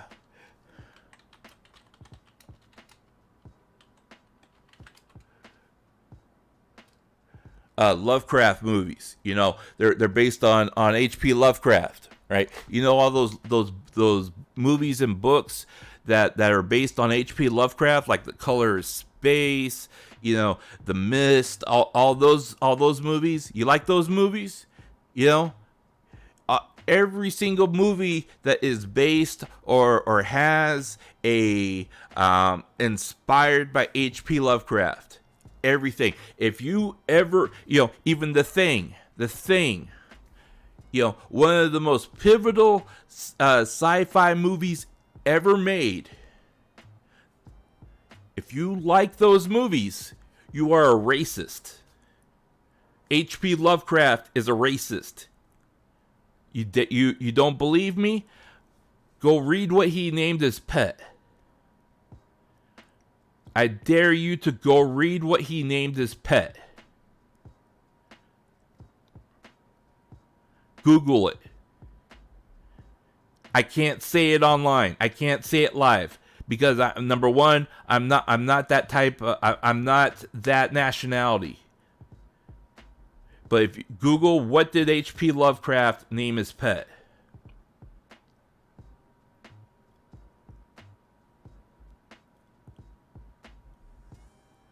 and what did he name it?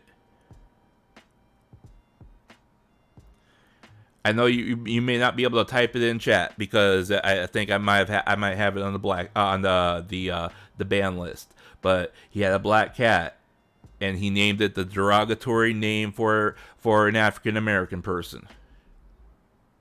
And that's what he named it. He was a known racist. And if you like the movies, it's based upon, all those movies are inspired by somebody who was a racist. It's the same thing. So you either got to forgive the fact that the author who inspired the concept had issues and may not have been a perfect person, which is what we're talking about here. So that the people that are making content can continue to make content that can be drawn upon those concepts and make wholesome content, despite the fact that the creator may have been flawed.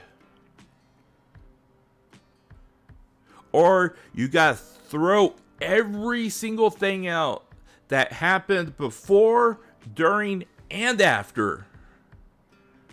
And that includes everything that you may currently like, and never like it again. And again, that includes if you like Disney, because Walt Disney was, again, he was anti-Semitic.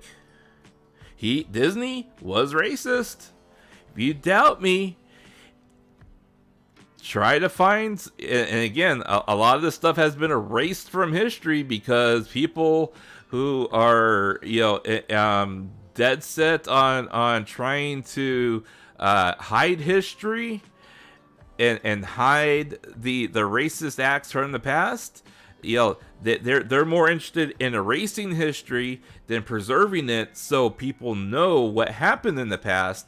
Walt Disney's first movies showed a lot of African Americans and very, very, very subservient behaviors. Plus, he was an anti-Semitic. He openly spoke out against the Jewish population. You cannot support anything that was Disney. And again, if you go to any of the Disney parks that have the Harry Potter or the Harry Potter universes in, the author gets a kickback from that. You can't go to those parks because she gets a kickback from it. Exactly. Thank you, Calvin. It's a dumb argument. It's a very dumb argument. So and this, my friends, is exactly why this entire concept does not work, and exactly why we need to have this discussion of what we're doing to ourselves within the VTuber universe, in the entirety of what we're doing in our specific corner of the internet. Because if we keep turning on ourselves like this, we're basically destroying ourselves from the inside. All right. Now we have our shit posters. Okay. And I understand that we have shit posters. We have people who sit there and just literally and I personally can only absorb so much of that, where, they're dropping, foul language every other letter or every other word, and that they're literally just regurgitating, nonsense, and they're finding the most, degenerate stuff on the internet so to make content out of that. Okay. And I get that. All right. And then I've seen the tags on Twitter all the time. You have your lewd tubers who, they do their lewd stuff on the internet. I've seen that. All right. I've watched some of that because I've met people online who've, asked me, I need you to I need you to watch my streams to tell me whether or not my audio is coming through, my video is coming through, that kind of thing. I mean, I've been given free passes to $100 a month streams just so I can help them with audio video issues, So, I mean, and I'm not going to turn that down, especially when it's live, So, I mean, I've gone that route, I've seen more things that I've seen than I probably should have seen. So I understand that there's many different facets, but the fact that the VTuber part of the universe has grown and expanded so fast, and that there is really no direction that we're actually looking at as far as what we're actually doing with ourselves, and whether or not are we all really under one umbrella, or are we really all part of how we are in humanity, where we're all VTubers, yet we are we're separate but different, just like how we are with as human beings. We're all human beings, however we all have different nationalities. Some of us have dark skin, some of us have light skin, some of us have some of us speak with Japanese, some of us speak English, some things like that. I mean, because right now, if you talk to a VTuber and you talk to somebody who has like me, all right, let's take another VTuber that like me that has 700 subscribers. If you talk to someone, another VTuber like me that has 700 subscribers, they think they're an idol. They try to put themselves up there with somebody that has 500,000 subscribers, and no, you can't talk to me like that. I'm an idol. It's like, no, you're not. Okay, if you're an idol, who's your agency? Where are you performing? Who's your who's distributing your music? Who's producing it? Who's your sound mixer? When's your next cover coming out? Where can I buy your merch? And they can't answer those questions. Or if you talk to a VTuber that's on Twitch, that has 5,000 members, or I forget what the followers or whatever, or even 10,000 followers, you can't you can't ask me those questions. I'm an idol. I'm a VTuber. I'm an idol. I have 10,000 followers. It's like, no, you're not. You're not an idol. You're a streamer. You're a content creator.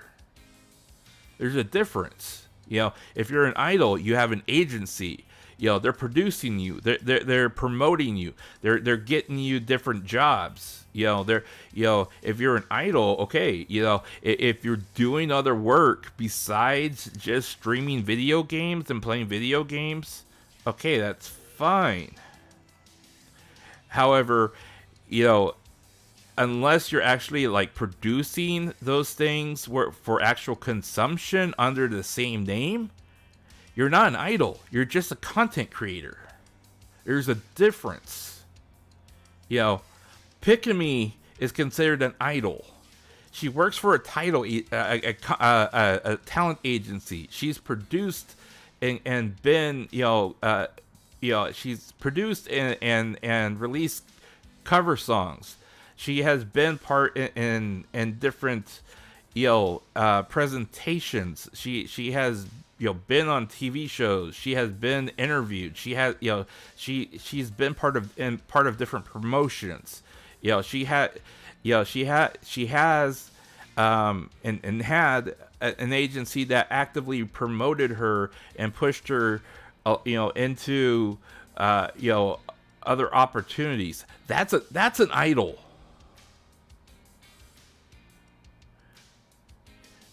And that's where we're at right now, because as much as people want to be able to utilize being a VTuber as a stepping stone into popularity, there has to be the realization that as a VTuber, number one, yes, you have anonymity to a point. However, that anonymity, still doesn't prevent you from being bullied. It still doesn't prevent you from harassment, and it definitely doesn't prevent you from, the same dangers that come with presenting yourself out there. And Pikamee's situation is the exact result of you still feel personally attacked. You still take things personally. And unfortunately, Pikamee, unfortunately and fortunately, because I can sympathize with her. Pikamee, always seems to wear her feelings on her sleeve, just like me. What you see is what you get. And Pikamee, as much as as much as she plays the role of character within her character, she puts as much of herself into her character as I do into mine. All right, you don't see me necessarily playing up the tropes of my avatar, and quite honestly, quite honestly, I had worked out a lot of the tropes of my avatar last year before my debut, and when everything happened with Rushia, that all went to the wayside. My story, lore, and all that other fun stuff. So that's a different story. But she's integrated her lore, her story, and her personality into her persona of her avatar so much that there's a blend of who she is inside as well as outside, and as a result, the realism of what happened to her is felt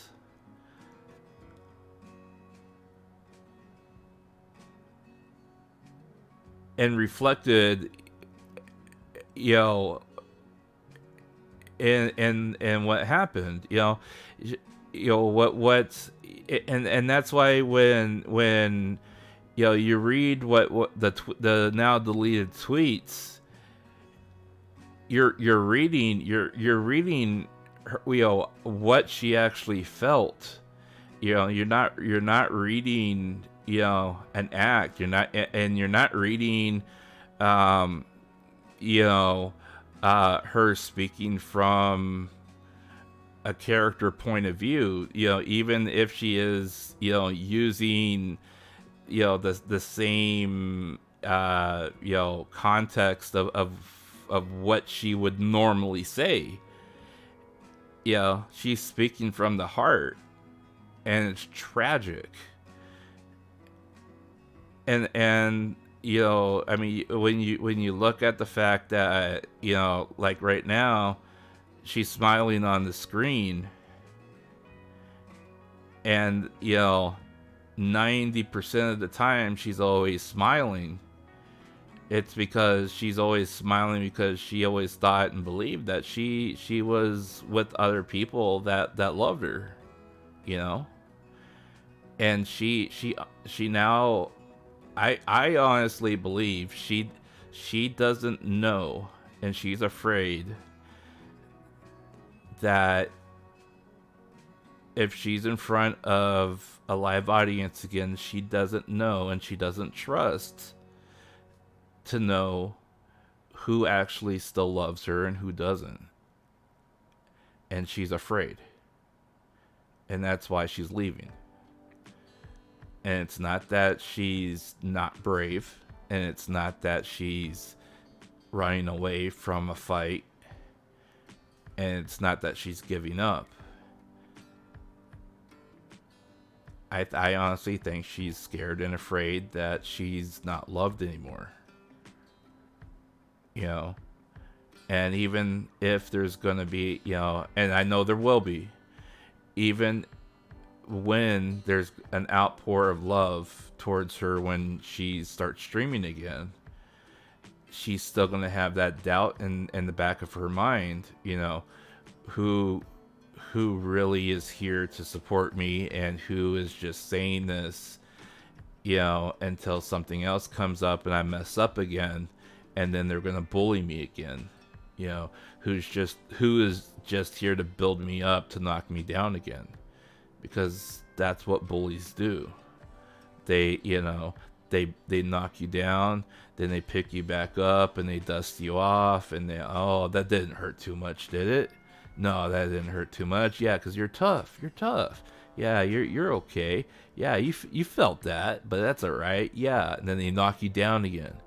Like, oh yeah, you took that one pretty well. Here, let me help you back up. Yeah, see, yeah, you took that one pretty good.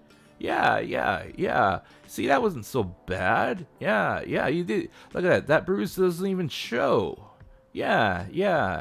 No, I won't. I didn't hit you where it show. Yeah, that's not even gonna leave a mark. Yeah, and then you hit him again. Oh yeah, you took that one like a champ. Oh yeah. Oh, not yeah. Well, no, yeah. Hey, just breathe. Yeah, just breathe. Yeah, no. Breathe from your diaphragm. There you go. See, yeah. See that wasn't so bad. Here, yeah. No, help him up. Help him up. Yeah, see, he can still stand. Yeah, you can still stand. Look at that. Yeah. Stand up. Stand straight. There you go. Yeah. You're a man. You're a real man. Yeah. You're tough. You're a tough guy. Yeah. What's with that look? Don't give me that look. Wait, you didn't like that? You didn't like that, did you? What, you don't like this? Well, guess what?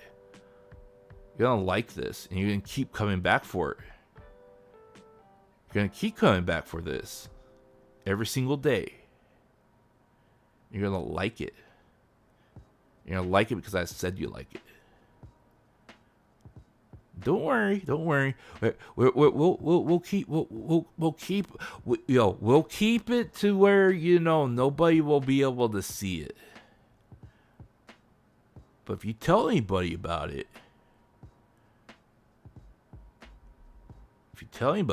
then it will really be trouble. See, she don't want that. She's afraid that's what's going to happen, guys. She's afraid that, you know, people are like, oh, you know, they're going to donate $5, $10. Hey, you know, we're here for you. We love you. You know, blah, blah, blah. A month or two months will go by. Then a new controversy or whatever will come up, you know. She'll say something that, you know, maybe will be taken out of context, you know, and then they'll blow up again in her face. And then people will turn on her again, you know. I mean, just look at you know, and I know this may be a bad example, but look at what happens, you know, with Maury all the time. You know, I mean, people just love to hate on Maury, right? Because of something, you know, something that she said so long ago, right? And now here she is, several years later, still a VTuber, but yet she has a big record label, right? You know, and they're like, oh yeah, you just use your VTuber, you know, spot to get your record label. Yeah, you're a big record label lady. Yeah, look at you. Yeah, you hated being an idol and a VTuber. Now look at you, big record label lady. You know, they just hate on Maury, you know? And I, you know, and you can have your opinions on her. You know what? I personally, this is just my opinion, all right? This is my opinion on Clyde P. Maury, all right? You know, I mean, if Clyde P. Maury came in right now into my stream and she was listening to me right now, I'd be like this, all right? I'd be like, Maury, look, I know you said things in the past. We've all said things in the past. Sometimes we say things in the past and then we change our minds. And that's perfectly alright. Just like I know that there are times where, you know, you try to act like you're you're still this rapping street thug. I've lived on the street and I've scrounged to eat type of lady. But I know there's times where you just want to be treated like a lady. And that's fine too.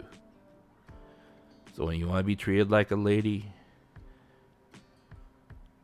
just be treated like a lady. Just act like one. And it's okay. That's it. Because I know she wants to be treated like a lady. Deep down, you can tell Calliope Mori, there are times Calliope Mori wants to be treated like a lady. If she didn't want to be treated like a lady, she would not have had her avatar made with a silky red dress with her hair made up. That's just fact. She didn't want to feel like a lady. She would have had her avatar made up in that, you know, lounge outfit with twin tails. That's just a fact. Yeah. So, but people hate on her, right? People still hate on her, regardless of what she does. They hate on her because, yeah, what she said, 2.5, 3 years ago, whatever it was, you know. Yeah, when I first started, I didn't even like VTubers. I didn't like the idol, culture, blah, blah, blah, blah. People still use that against her. And they hate on her for it. And she puts up with it over and over and over and over and over and over again. And she still puts up with it, right? But part of her, I believe, actually, feeds off of it. And then there's another part of her that just kind of shuts it out. But Pikamee is a little bit different, I mean, she loves her community. Her community is different. Or she thought her community was different. And she loves her community. And she wanted to have a different type of community. And she thought that she was building a different community. And now she's afraid of the community that's there.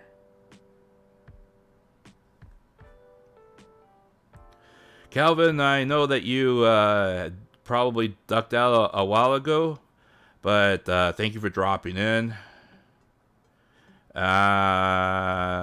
Shellmaster, everyone has something dark in their past. So yeah, everyone has a dark past. Both lightness and darkness. There'll be no balance in the world without those concepts. Definitely, I completely agree with you. Electric Angel, they're just trying to control VTubers, push their ideals. Yes, that has always been something that happens within the VTuber world, where you try to you see a VTuber. And perhaps they start. You see a VTuber, you want them to conform to an ideal that you have, and so you try to control or force the narrative or their way of thinking, or maybe even their lore into a specific direction, or you try to influence it into a specific path. Hoping that you can plant the seed of guiding them into a specific direction, and then you get mad when that doesn't happen. There are rare instances where you do something like that, and it does take off, but it's very rare because you have, it has to happen organically. It can't just be like one person suddenly suggests something and then it suddenly is just like lore and that's it. It has to happen organically and it has to happen within the course of the stream itself. Pina Penguin is probably one of the best examples where she was playing Subnautica. She built a bioreactor in Subnautica and she made an off-comment joke about like having her audience, her listeners, jump into the bioreactor for fuel, and then suddenly the running joke became every time she was low on fuel, the audience started super chatting her. Everyone jump into the bioreactor, and then like ever since then, for almost like an entire year now, it's just become part of her channel now, where like bioreactor is literally like a channel emote badge that you can use, and it's like part of her lore now. That the bioreactor, bioreactor is lore, bioreactor is life. I mean, that's basically, but it happened organically within the concept of the stream. You can't tell a VTuber, nor can you bully a VTuber into believing or saying something and then just make them believe it and make them like suddenly like endorse it. It doesn't happen that way. It doesn't work that way. You can ask a VTuber, what their position is on something. If you don't agree with it, tough shit. But there's very few VTubers, unless you run into somebody like myself who have an open forum that will openly say, if you disagree with me, let's talk about it. I am probably one of the few VTubers who allow an open forum like this. Very few VTubers will allow their listeners to speak openly about topics like this. Very few VTubers will even allow you to mention another VTuber in their chat. I will talk about other VTubers in my chat, especially when I open up a forum like this, because that's what streams like this are about, because they're not just informative streams. They are streams so we can talk about these situations, we can voice our opinions, and then we can discuss those opinions, and we can discuss the situation, because we need to have these live discussions in order to get out in the open what is going on. Because hopefully, even if we start from a small subset of a group, those concepts can eventually spread into other communities where you can say, look, I've had this discussion with other people. I've had this discussion with a VTuber. Listen to what this VTuber has to say. It makes a lot of sense. I'm not afraid to talk about this stuff with other people, with other VTubers. There are very few VTubers that will go on record and talk about this stuff because they're afraid of losing their audience. I'm not afraid of losing my audience. I'm going to tell you how it is. And if you don't like it, I'm sorry. You can go watch somebody else. The fact of the matter is, people bullied this young lady over a video game thinking that they were going to help trans people. And they didn't help anybody. And all they're going to do is make this girl richer because they thought that they were doing something productive. And yes, she is going to get richer off of this. And that's not a bad thing. Let's make that clear.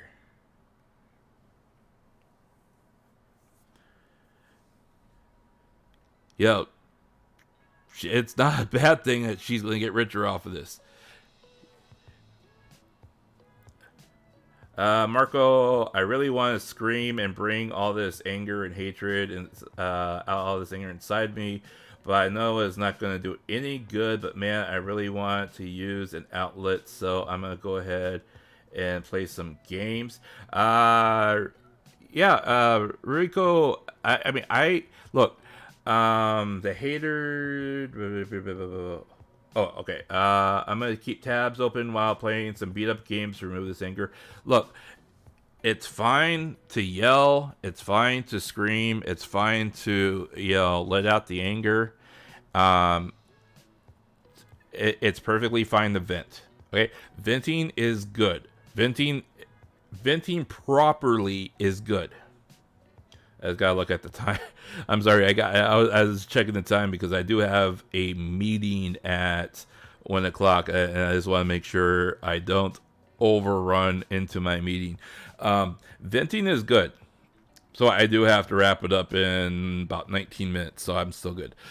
So venting is definitely good, okay? And don't get me wrong, it is not a bad thing to vent. If you have to vent. Make sure you vent productively. Make sure you vent correctly.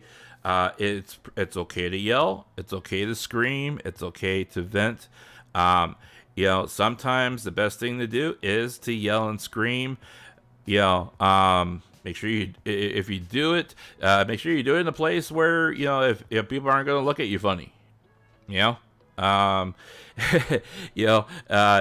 sure you're not like right in the middle of a store or like in the middle of a hallway where people are going to look at you and or call the cops or whatever, but if you got to yell and scream. I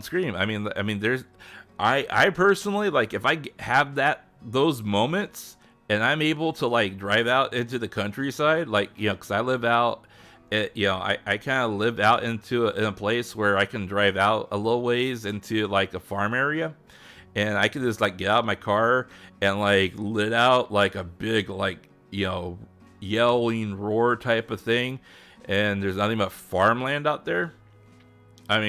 For me, it feels good, and it's a release. It's a physical and mental release, even if it doesn't solve anything, you're letting out some of that frustration and that tense anger that you feel inside of you. It's a physical release, and it's fine. Okay, now what you do afterwards is what counts. Okay, after playing games, letting out letting out a yell, letting out that frustration. Some people go work out, some people jog, whatever. They do something physical. They release that tension and whatnot. What you do afterwards is what's important, though. Okay, if you see a problem and you know that there's something you can do to help, and you don't act on it, you're not contributing to solving the problem. All right, if you don't know how to help, but you want to help, there are ways that you go about looking to help, solve the problem. Some of the ways that you can help the problem are to, if you're part of, other communities, you can talk to those other communities, and you can talk about, the situation, and you can speak up about some of the things that we've talked about here, or you can talk about your feelings, especially if there's people who are on the fence about it. It takes one person to talk to other people to make a change. And don't do it abrasively. Do it constructively. Because the biggest thing the biggest takeaway from this is that we have to look at what happened to Pikamee, guys, and realize that what happened to Pikamee is tragic. And we have to prevent this from happening to other people. And if we've lost Pikamee like this, we have to make sure that we don't lose anybody else like this. We don't have a governing body within the VTuber universe or industry to lay down the law or the unwritten rules or anything like that to protect our other VTubers from something like this ever happening again. So we have to have these discussions and then carry on those discussions into other communities to get a conversation going to say we have to make sure this doesn't happen to our VTubers. You have to carry it into the communities of the VTubers you love. Otherwise, it dies here. And what happened to Pikamee is for naught. And all it is a tragic tale. We can't let that happen. We can't sit here and just say, you know what, I hate this. I hate what happened to Pikamee. It's awful. I hate those haters. They can go F themselves. Ugh. I just wish this never happened. And then let it die here. We can't let that happen. Because if you let it die here, that's it. And it doesn't matter how you approach it in those other communities. You don't have to mention her by name. Especially in those communities that say, you can't talk about other VTubers from other agencies in our chat. You don't have to mention her by name. You can pose the question without mentioning her name. You can ask, given the circumstances of recent events that have happened over the last month, what precautions are X, Y, and Z doing to ensure that the talents of this agency are protected from any events that may happen like this in the future? Boom! That's all you have to ask. You can pose that same exact question to the talent. In fact, you can actually tag them on Twitter and ask them the same thing. You don't have to mention Pikamee in that Twitter tag. You can ask them, have you talked to your agency about what these recent events and what your agency is doing to ensure that this does not happen to you? I am worried about you. I am concerned about you. I don't want this to happen to you because I don't want to be crying over you if this happens to you.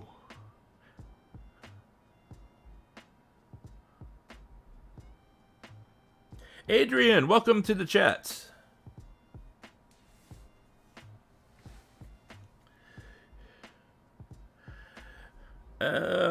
You are, you're totally entitled to, dislike the, idol culture because it's kind of talk. Yes, I completely agree that the, idol culture itself is entirely toxic. I actually have, a presentation that is about 90% complete.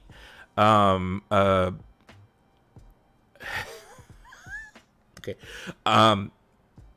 Slightly off topic. I have a presentation that's about 90% complete, and I am extremely hesitant to actually present it because I know it will get a ton of downvotes. and I will be stepping on so many toes, and so I will be stepping on a lot of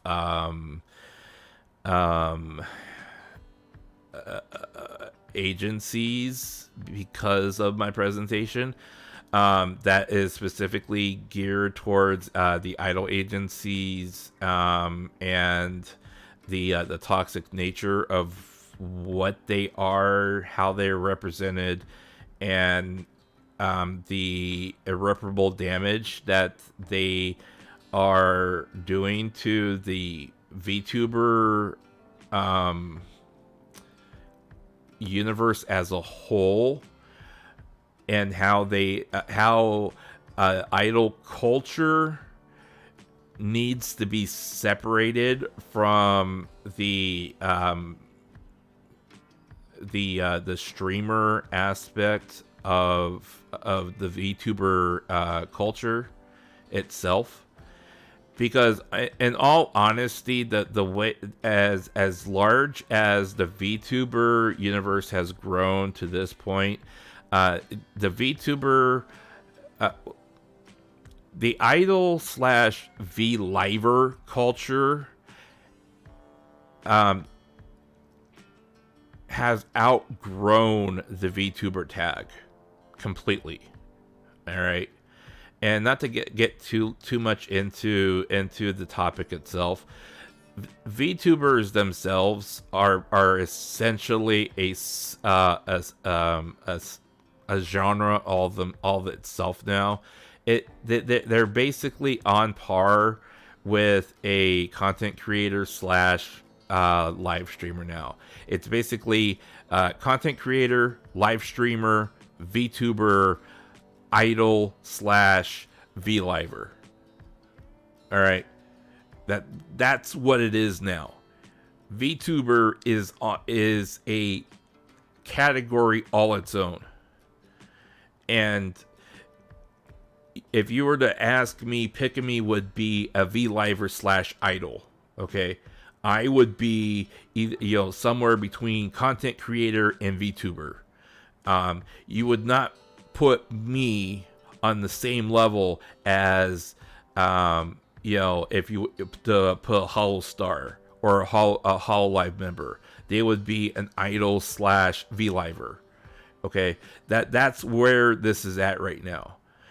And because of where the culture is at right now, the toxicity that is geared towards the V-livers and the idols is so intense because they're under a microscope, and everything, the slightest little thing that happens to an idol / V-liver, especially if they are Japan based, is now reported.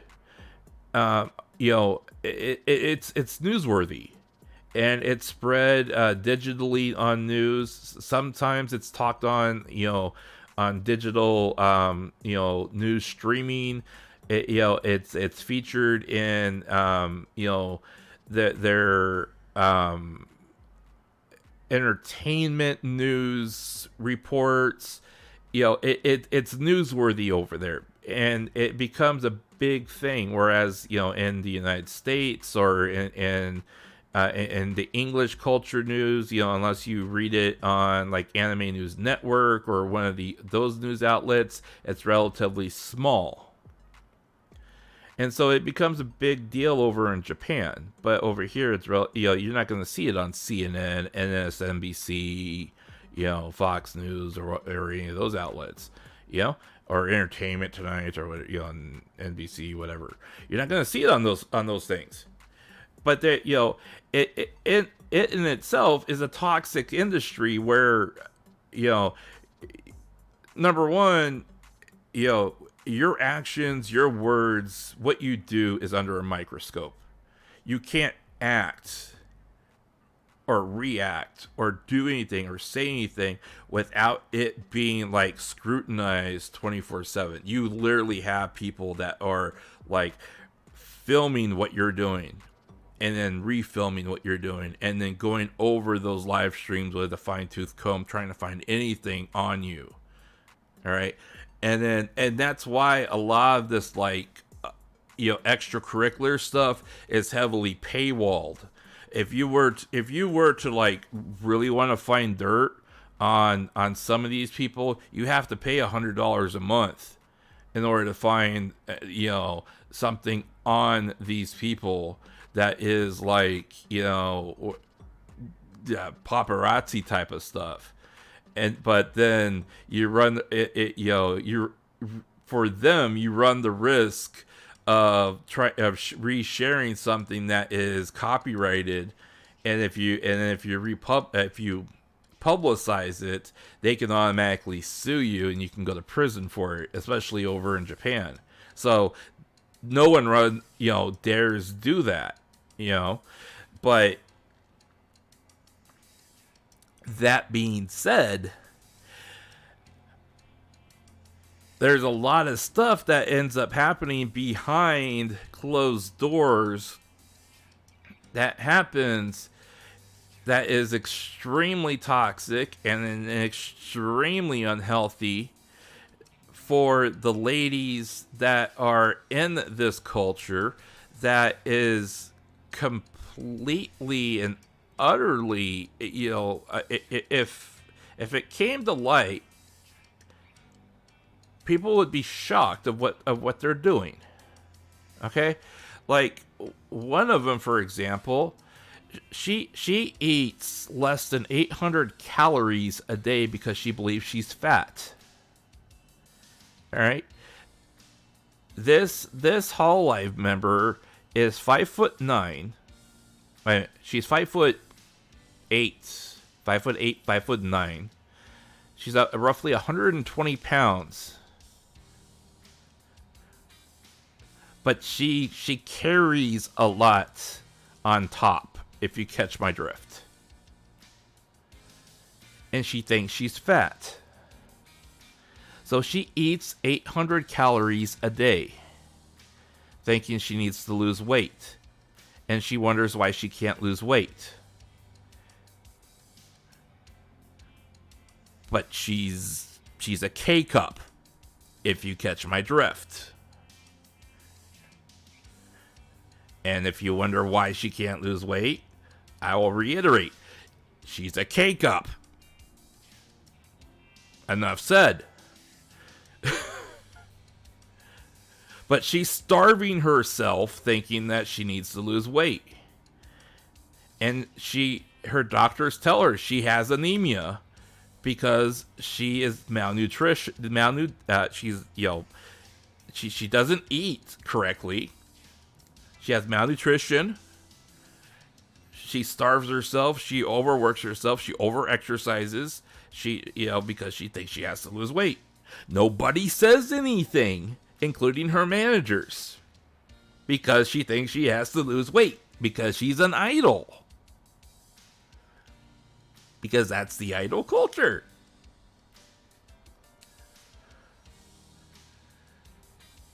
And that's just one example.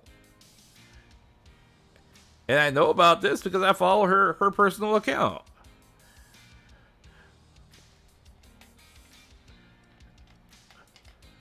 I followed a lot of other personal accounts, and there's a lot of other personal stuff that happens behind the scenes that, I mean, quite frankly, I just kind of like facepalm about, and I wonder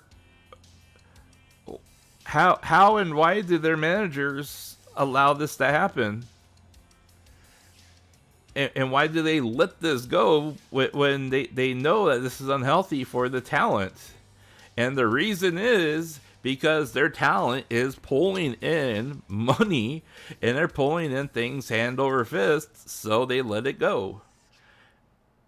And that circles back around to why Pikamee ended up where she is right now.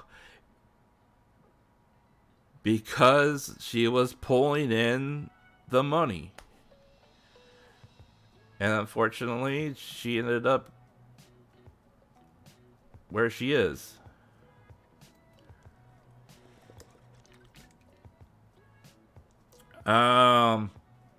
Let's see here. Death metal bands are usually liked by interviewers and are usually chilled out. On the subject of venting. Okay. I hate harassment. Hate the harassment of various VTubers have gotten over the Wizard game. Malide, welcome to the chat. Yes, I hate the harassment other VTubers have gotten as well. I've seen it. I've gotten it myself. It's really sad. It's pathetic. It's really childish and mature. Unfortunately, it's the state of where things are right now, and there needs to be a change within the universe of just streamers, gamers, and listeners themselves, both on YouTube and on Twitch. And it's not to say that other languages are immune to this type of thing. I've been in a lot of chats, like on Twitcasting and Neko Video, where harassment has happened in Japanese over various things to Japanese streamers, which has been equally as cruel. And needless to say, just people in general can be cruel, and it's not right. People really need to take a hard look at themselves in the mirror, and I think that's the problem. A lot of people look at themselves in the mirror and hate what they see, and instead of trying to change themselves, they take it out on other people to try to make themselves feel better. And they think by hating other people, they'll feel better, and they get that moment of momentary,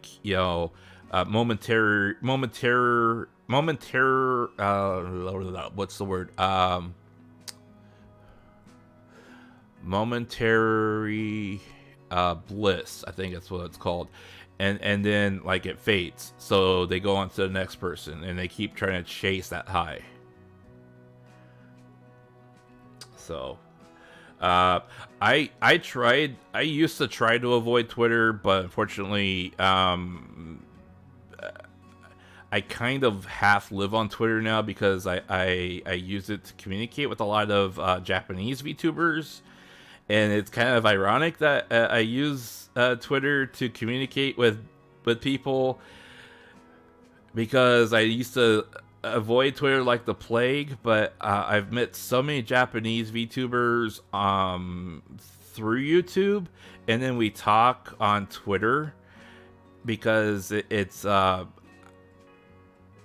not confident enough to try to speak Japanese yet, but I'm able to take what I want to say and translate it into Japanese,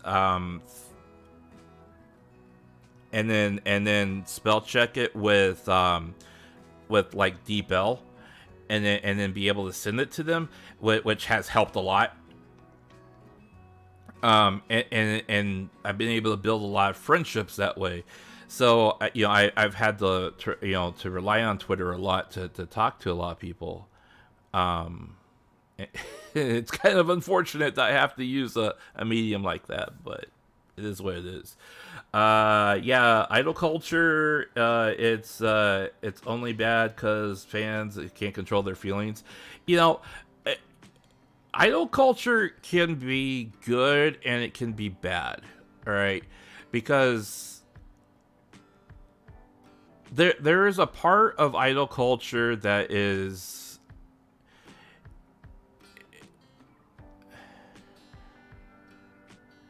if you are a person like Pikamee, and you meld yourself into your character, and I'm going to be real about this, and this is just a personal experience from what I feel. almost every VTuber puts a piece of themselves into their VTuber avatar or their character. It doesn't mean that 80-90% of their character is them. In my case, I would say 90% of who's being presented to you is me. Pikamee, probably, like, I would say probably 60-70% of what she presents is probably her. And that's just gut feeling. I don't know her personally. However, there is a large part of or at least a piece of what each person is that they put into themselves, into their avatar. And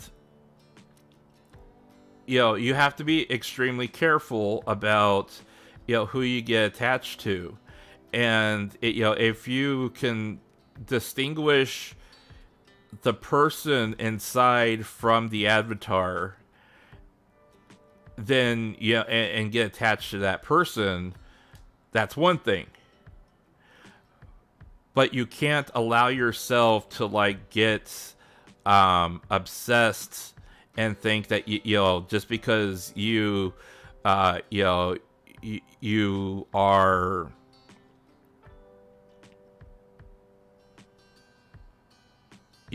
you've fallen in love with that small little piece of them, that you suddenly know everything about them, or that you suddenly are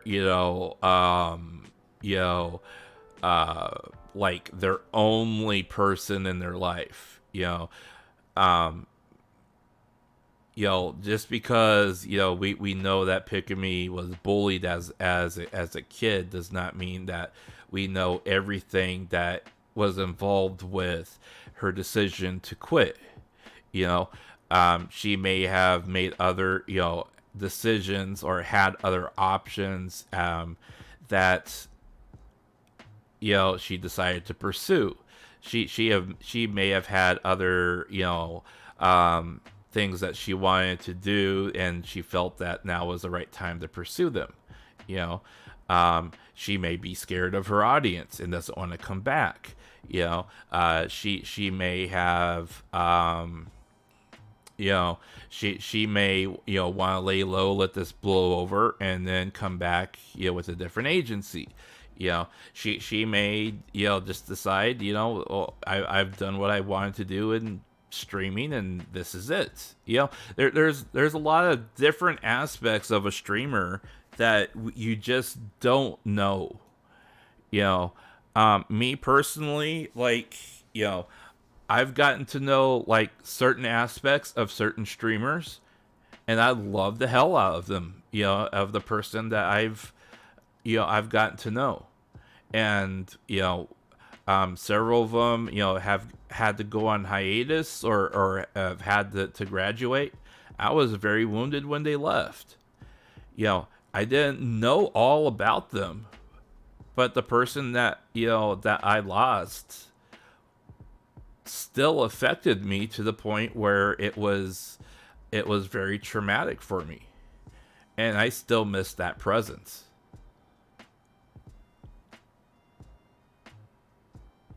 I'm gonna skip over things for 1 second here and see, because why are there people so glued to one reason to enjoy something? Why are people so glued to one reason to enjoy something? So, like,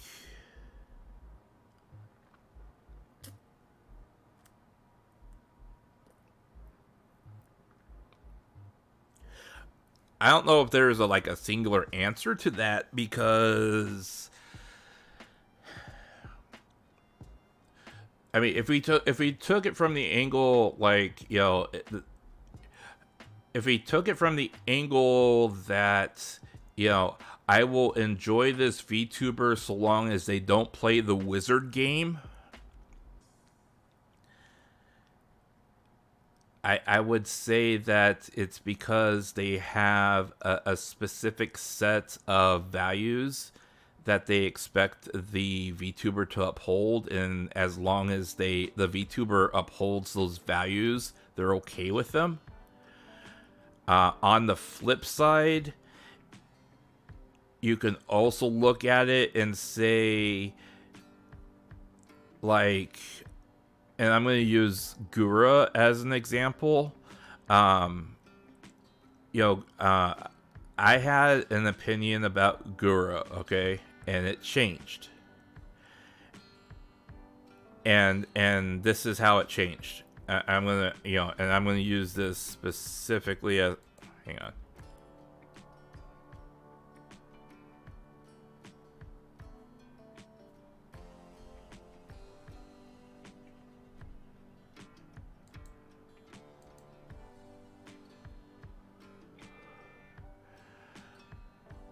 YouTube-kun, why are you doing this?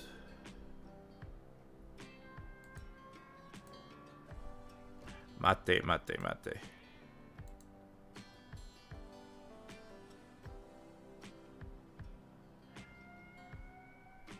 So I'm gonna use Gura as an example, okay? So, when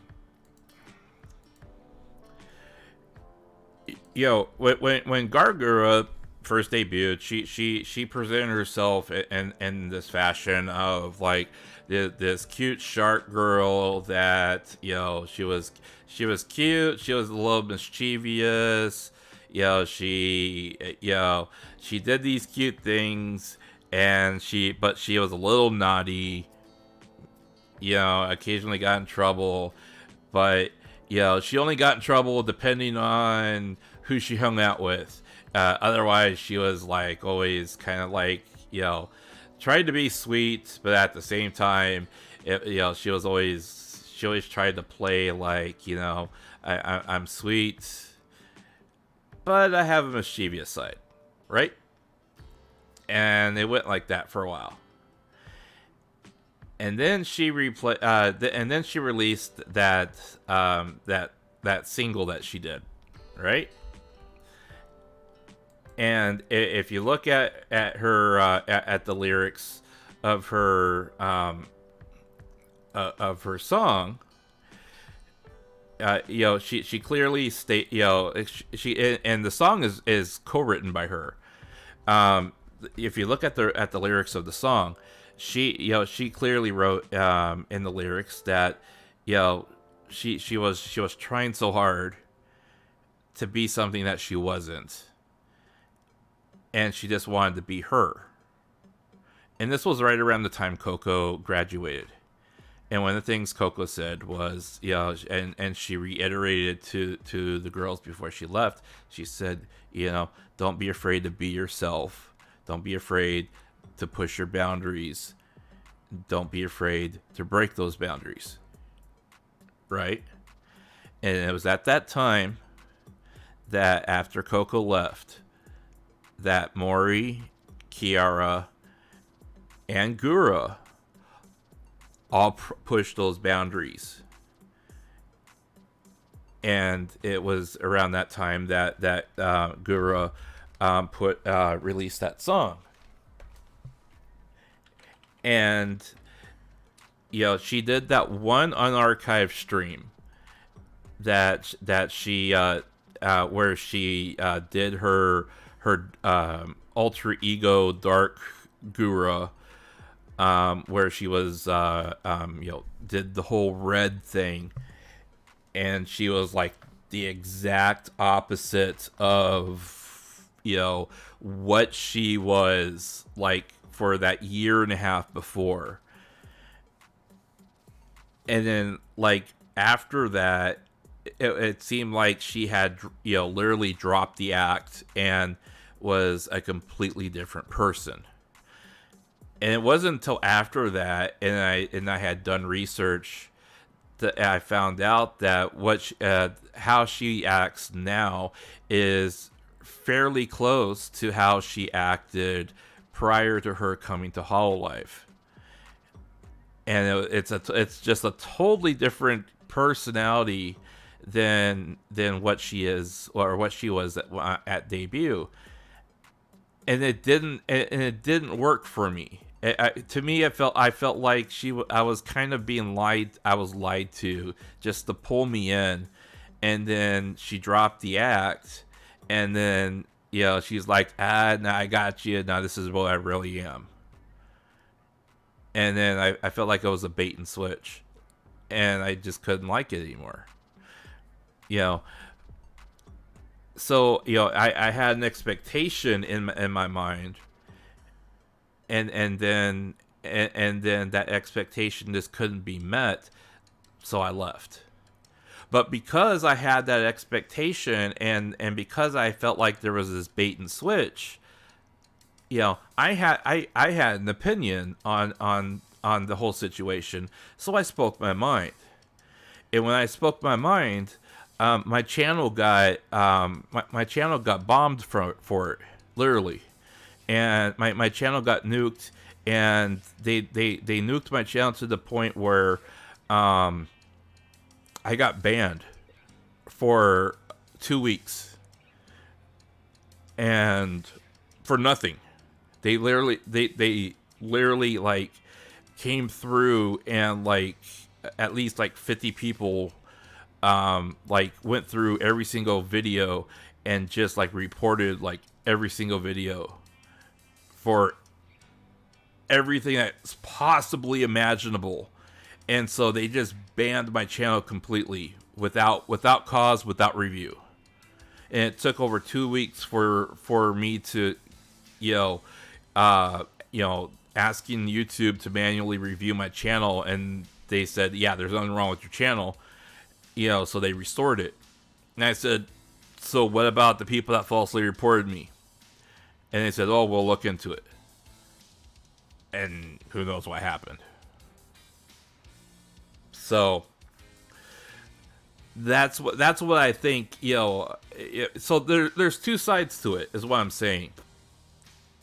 There's a good side and there's a bad side, and you can take it constructively or you could take it harshly. There's a lot of people who, and I'm going to use one more person, and I like picking on Hall Live I like picking on Hall Live members solely because they provide the best examples of what is going on with either questions or what's happening in current situations. All right, now I'm going to pick on Crony. Specifically because Coroni's audience is probably the best example of people who have an expectation, and they come in and they try to control how she acts and what she does. They have an expectation of her. They want her to be a certain way, do a certain thing. So they're constantly trying to tell her what to say, what to do, and how to act. And when they don't like it, they get all obsessed and pissed off about it because, they are like extremely possessive about her. And then, if they get upset with her and they try to control her, and this is a little bit different than what they do with, what they tried to do with Pikamee here. However, it's actually the same thing because it's all about an audience trying to control what the streamer is doing. And here's the thing. The streamer is putting out content. They want to put out content in order to in order to make they're putting out content they want to make for consumption. And the best thing to do in order to make that content, in order to validate that content, is to not show up and to downvote it. Because if you show up just to hate on them, you're actually giving them views. If you stay in their chat to hate on them, you're giving them viewership time. If you don't go away and you're just hating on them and you have hundreds of bots trying to hate on them in their chat, you're just giving them viewership. So you're not being productive trying to get them to stop playing the wizard game, is what I'm saying, So it doesn't make any sense, you know. It just doesn't make any sense, you know. I have a bit of an off-topic rant. I don't understand the level of representation people want. Example of how people want LBGT focus on things. Well, and that happens in a lot of games, you know, and that's been more prominent recently. Just look at The Last of Us. The Last of Us has been, one of the most prominent things in the last few years, since I think about 2020. And a lot of people try to avoid the actual conversation with that game, and make it, I haven't seen a lot of actual streamers or VTubers play the game, and it's more like live streamers that are within that community play the game, unless VTubers, unless they are LBGT, play the game because of representation, which is really sad, because I mean, The Last of Us itself is a very good game, and here's the thing, okay? Why does sexual and gender orientation even freaking matter? Okay, in the grandest scope of things, why does it matter? Seriously, why does it matter? The fact that there's a trans person in Hogwarts doesn't change the overall story arc in the grandest sense. Really, that person can be easily switched out with any other representation, and the story itself does not change in any single way.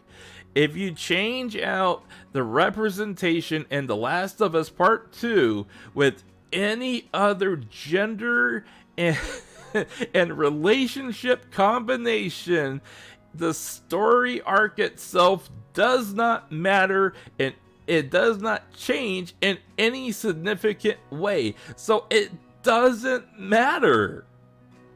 So why do people make a fuss about it? Because it doesn't matter. It doesn't need to be a focal point. So why do I have to sit there and watch Abby getting nailed from behind by a Minuteman, and then watching Ellie kissing another girl when it doesn't even matter? It doesn't. It really doesn't.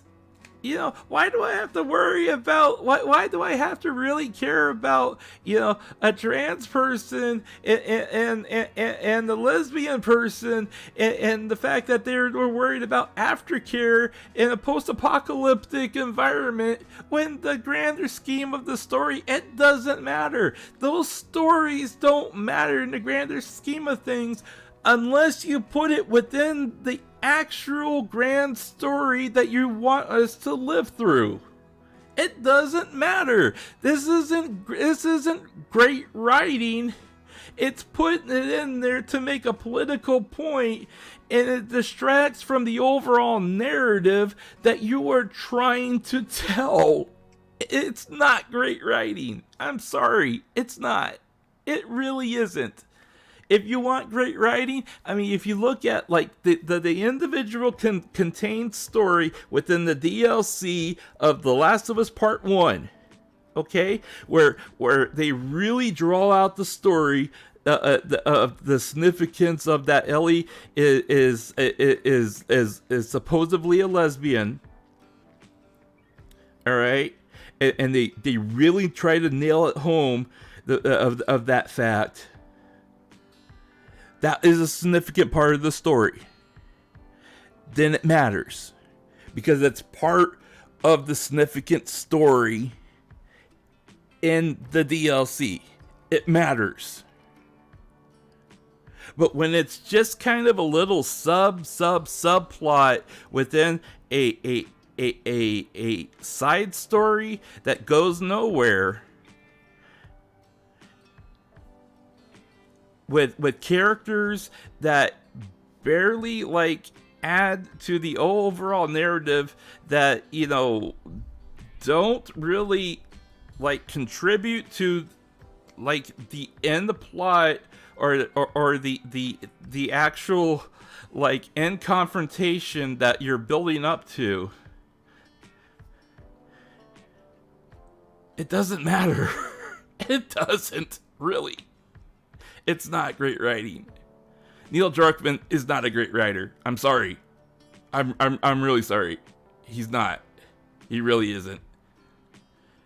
You know, the fact that he had two other people that helped him write the first game, and he's just capitalizing on that for the TV series after they left.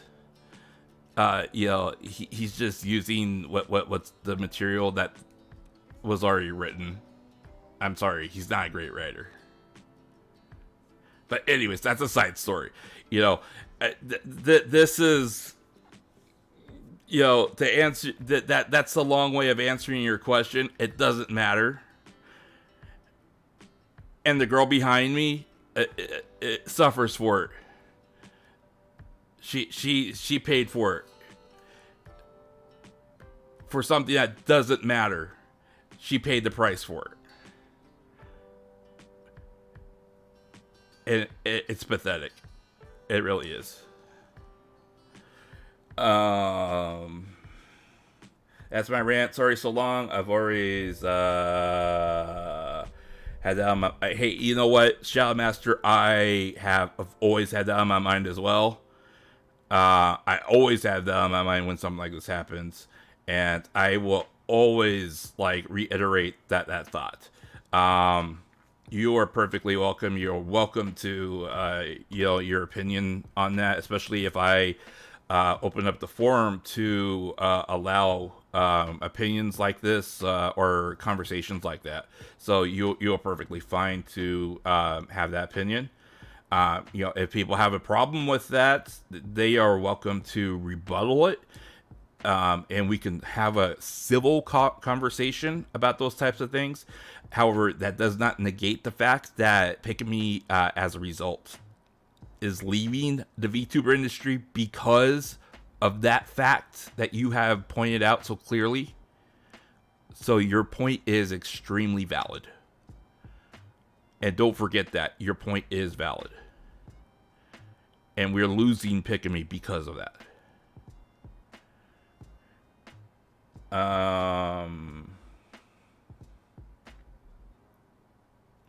No, you're fine. You are perfectly fine, Shadow Master. You know, it's a perfectly valid conversation and argument.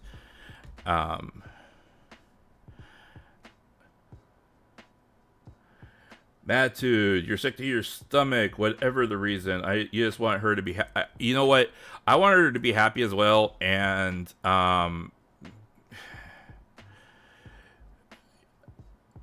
usually a poor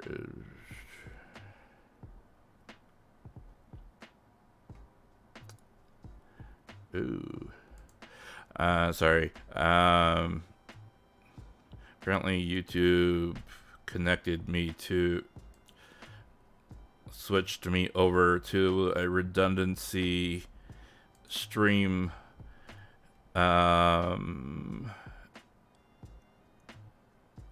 server, which is having trouble, but I'm still connected, which is okay.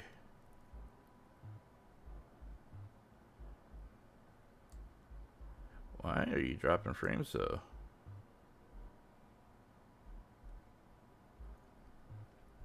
Let's see here. I just want just makes me want to go back to enjoying Vocaloid more instead. And see that this is the thing that I really regret about having controversies like this within the VTuber industry and the VTuber space itself. is that VTubers by and large just want. Well, okay, let me backtrack on that statement a little bit. So the majority of VTubers are we just want to share what we enjoy. Most of us do. Some of us do it as an outlet in order to express ourselves, and those people, I have met a lot of them that are just completely miserable, and they want to share their misery with as many people as possible, and they think that by being a VTuber, going live and being miserable somehow will make them happy, which doesn't. And then they get mad about people not liking the fact that they're going live and being angry at life. And that spans all races, genders, whatever. Okay. And I've seen it all. And it to me, it just boggles my mind that they think people are going to like them because of it. But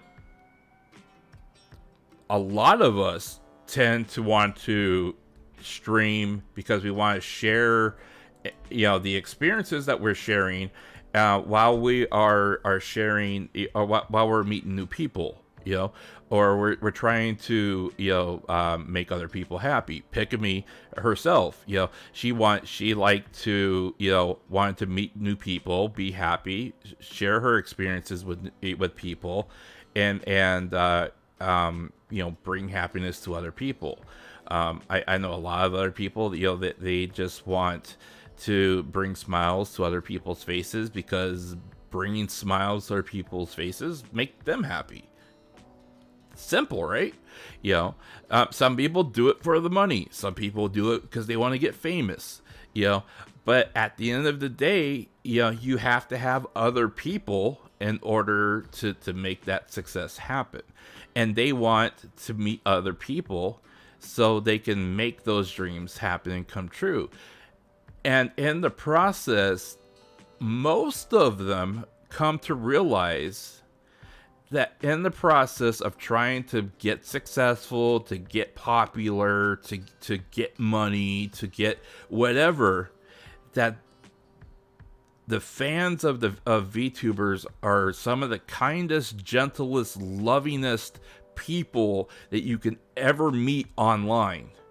I mean, you guys, that are in chat now have probably seen all the videos of all the Hololive EN girls all crying when their chat were making it rain, and they were they were making like $8,000 in one night, and they're like, stop, no, really, stop, I can't, no, stop it, no, please, no, you don't understand, I don't know, I don't even know how to begin with this, stop, I mean,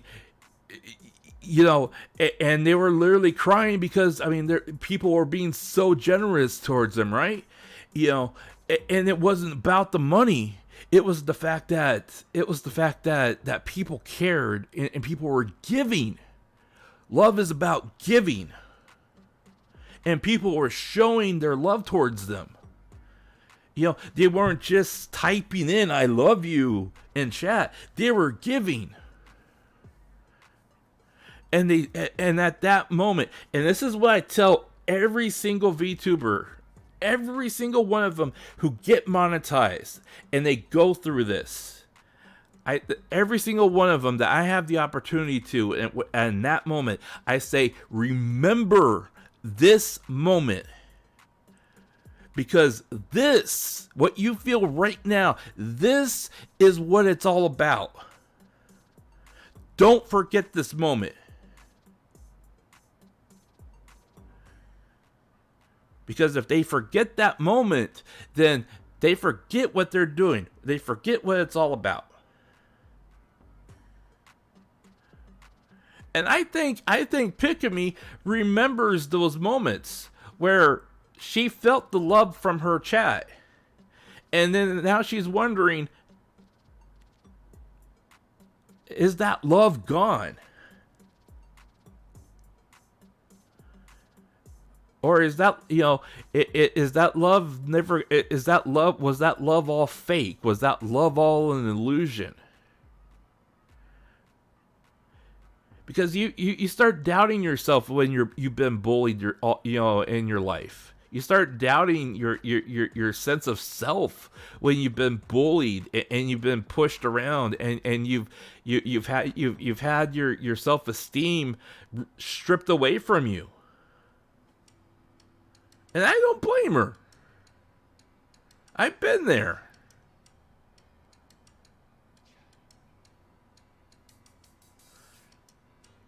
And that's why I've told everyone, when she streams again, you love her as much as you can, and you drown out any haters that show up. Because if she doesn't feel that when she comes back, she's going to leave thinking that she's hated. And we can't have that, man.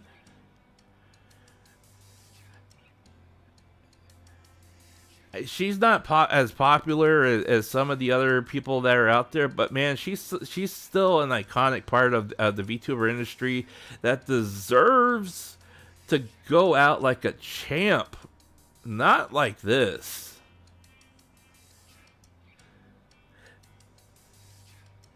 Good night.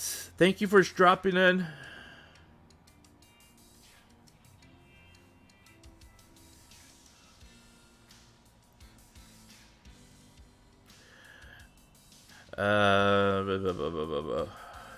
Truth be told, I'm really sick of it. I never asked to be part of the wider audience. I wanted to be part of the niche crowd and enjoyed it without drama. Rico, you know what? Here's the thing, all right?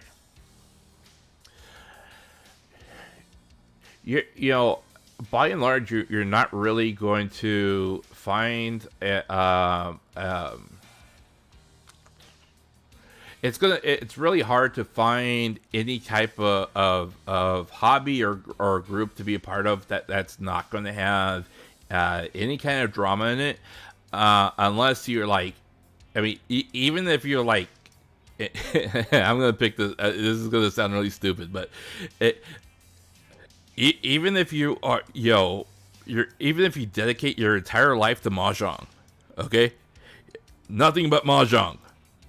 Life is mahjong. You only play mahjong. Anything you watch, mahjong.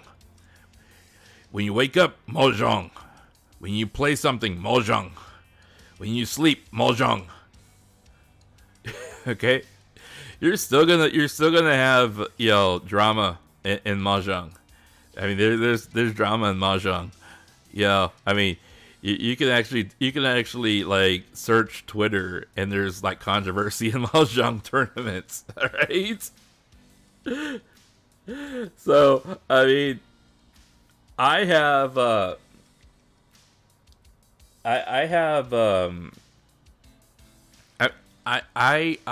by and large, and I've told other people this. I mean, I by and large have pulled most of my membership money and all this and everything else out of large VTubers, since they have so many other people donating money and super chats and memberships and all this other stuff, fan clubs and everything else, giving to Niji and Hall Live and everything.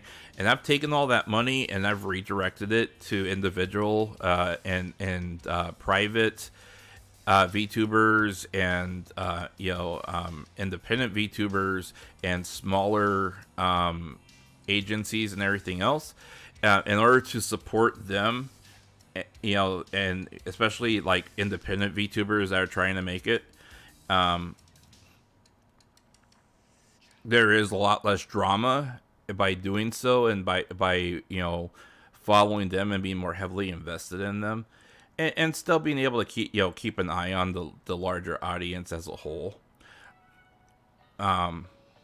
it doesn't exclude you from being part of that audience. However, it does it does kind of shield you from being and seeing so much of the drama that happens with big VTubers.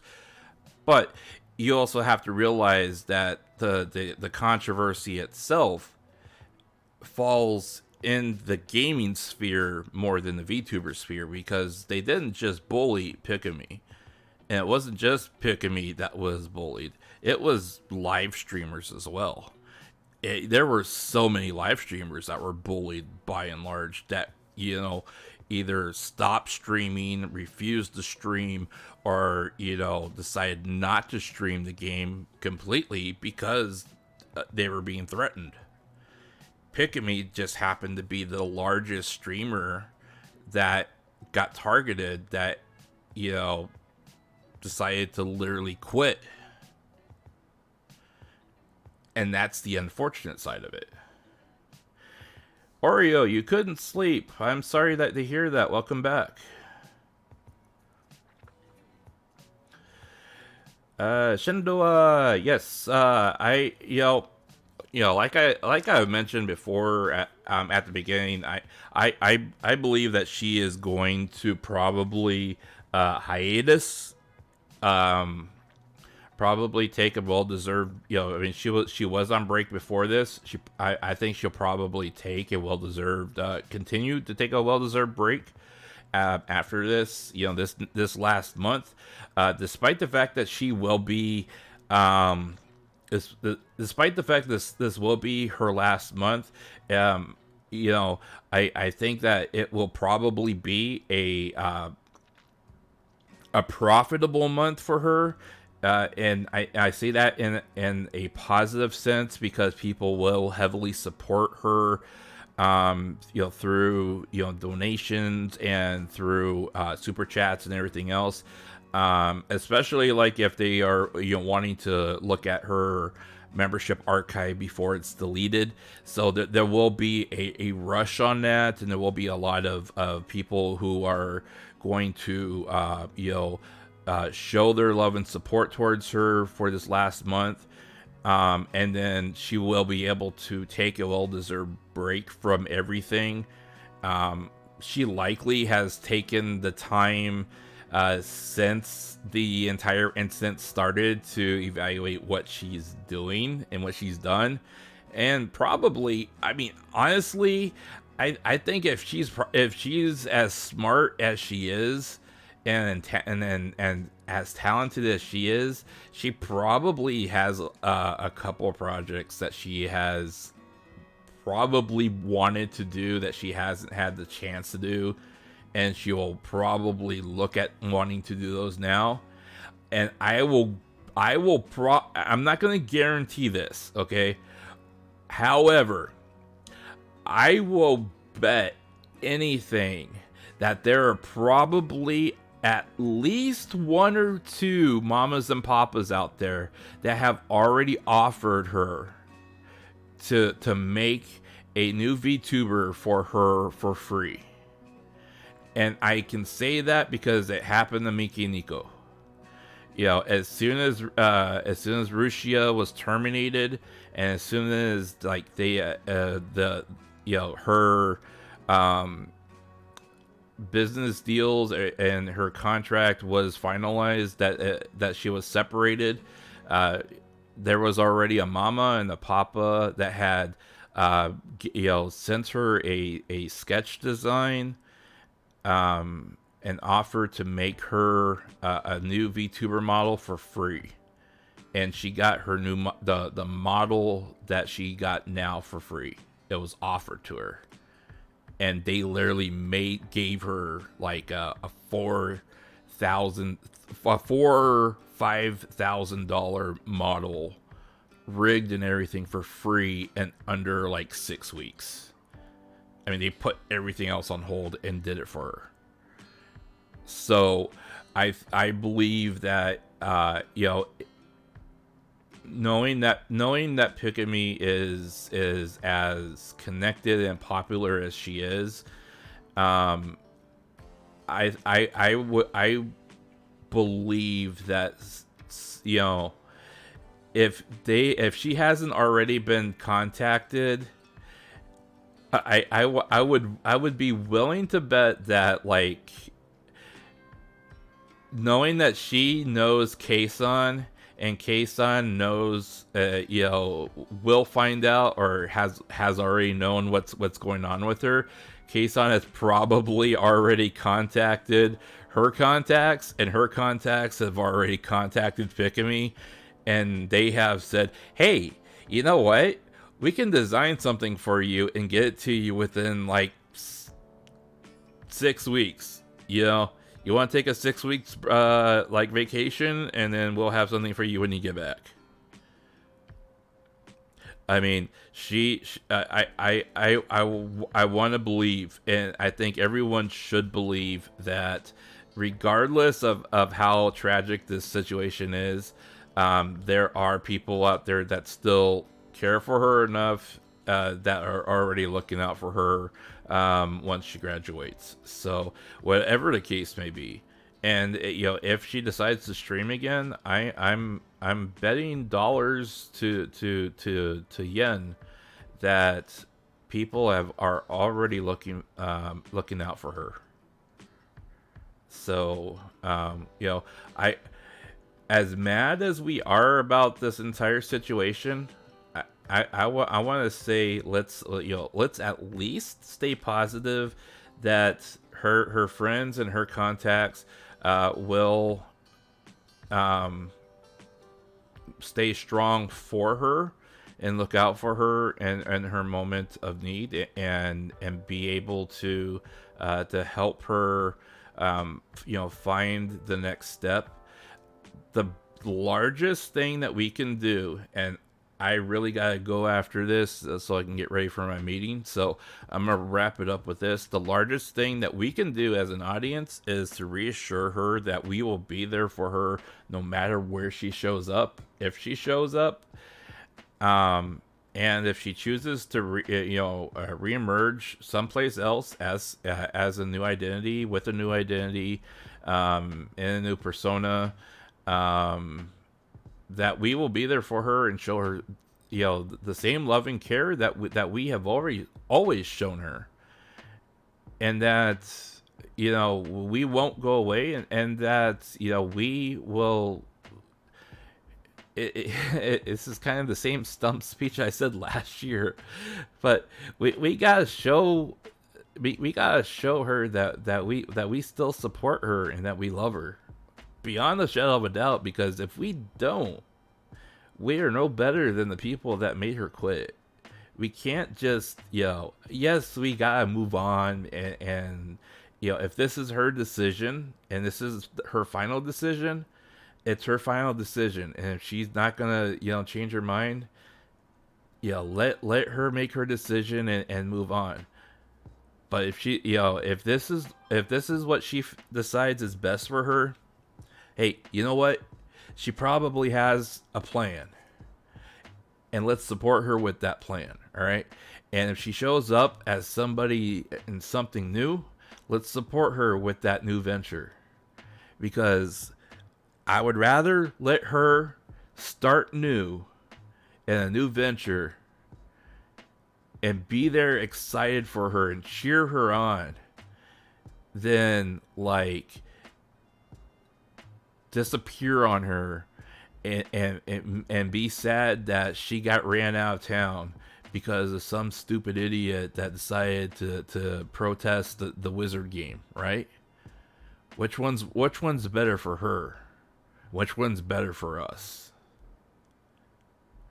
I'm gonna leave you guys with that thought, all right? So I want to thank everyone who has shown up for this impromptu guerrilla stream. Once again, at the very end here, I do want to reiterate, I know that maybe a little bit more news has come out since we've started, but I do want to reiterate that the cute little alien that's on screen right now, Pikamee, unfortunately she has announced that she will be graduating on March 31st. She will be graduating completely from her organization. Her membership and her YouTube channel will be deleted after March 31st. Memberships will expire on March 31st. So if you are a member or have not been a member of her channel and want to see that content, now is the time to join it and to see that content. If you are interested in archiving her channel, now is the time to think about trying to figure out how to archive her channel. Just hint, hint, nudge, nudge. Also, she did indicate that she will no longer be active on Twitter, effective after March 31st. The Twitter account will remain, but she will no longer have access or be active on that Twitter account. Not that she probably would want to be active on the account given the hate that was directed towards her. This does have some correlation with the hate that was directed at her towards the anti-boycott protest to the Wizard game that she wanted to play, and unfortunately, that does seem to have some impact on this decision. However, I do want to also indicate in closing that she did indicate that for the rest of this month she will be active and will be streaming until graduation. She when I started, she did not indicate her schedule. However, I assume that she will be posting a schedule here, so please keep an eye out on her social medias for any streaming activities. Please be aware that her Twitch account has already been wiped. Please be aware that her booth account is already been privatized.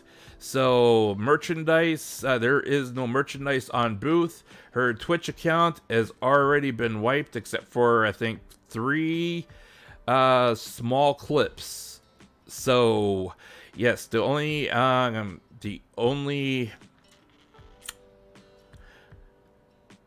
activity and the only media left is currently on YouTube. So be aware of that. So again, if you support Pikamee, if you love Pikamee, please show her that, tell her that for this last month. Do not let her leave this month without feeling and knowing that you love her. She, despite the fact that she is not Hololive, despite the fact that she is not Niji, she is somebody who has made headways for us VTubers and the Hololive industry and deserves our love and respect. And if she's going to go out, she needs to go out like a champ. Not like this. Please. Let her know how much you care. It's the only thing I ask. Alright guys, thank you very much for showing up. Thank you very much for attending. Thank you very much for listening. I want to thank chat for giving me and giving everyone all of your opinions. Thank you very much for sharing your opinions and sharing your comments. I appreciate all the interactions and all the various opinions. It's very much appreciated. Very good conversations with all of you. Everyone who has subscribed within the last couple hours, thank you very much for subscribing. I appreciate it. If there are any additional pieces of information, I will definitely share that in either additional streams or in additional clips down the line. I'll keep an eye out for things. If anything significant comes up, I will do another Gorilla stream so we can discuss it. Otherwise, yes, I will keep an eye out for things. Thank you very much for attending. I gotta go to a meeting again. We'll catch you on the flip side. Until then, this is Marko Yamashita, signing off. Peace.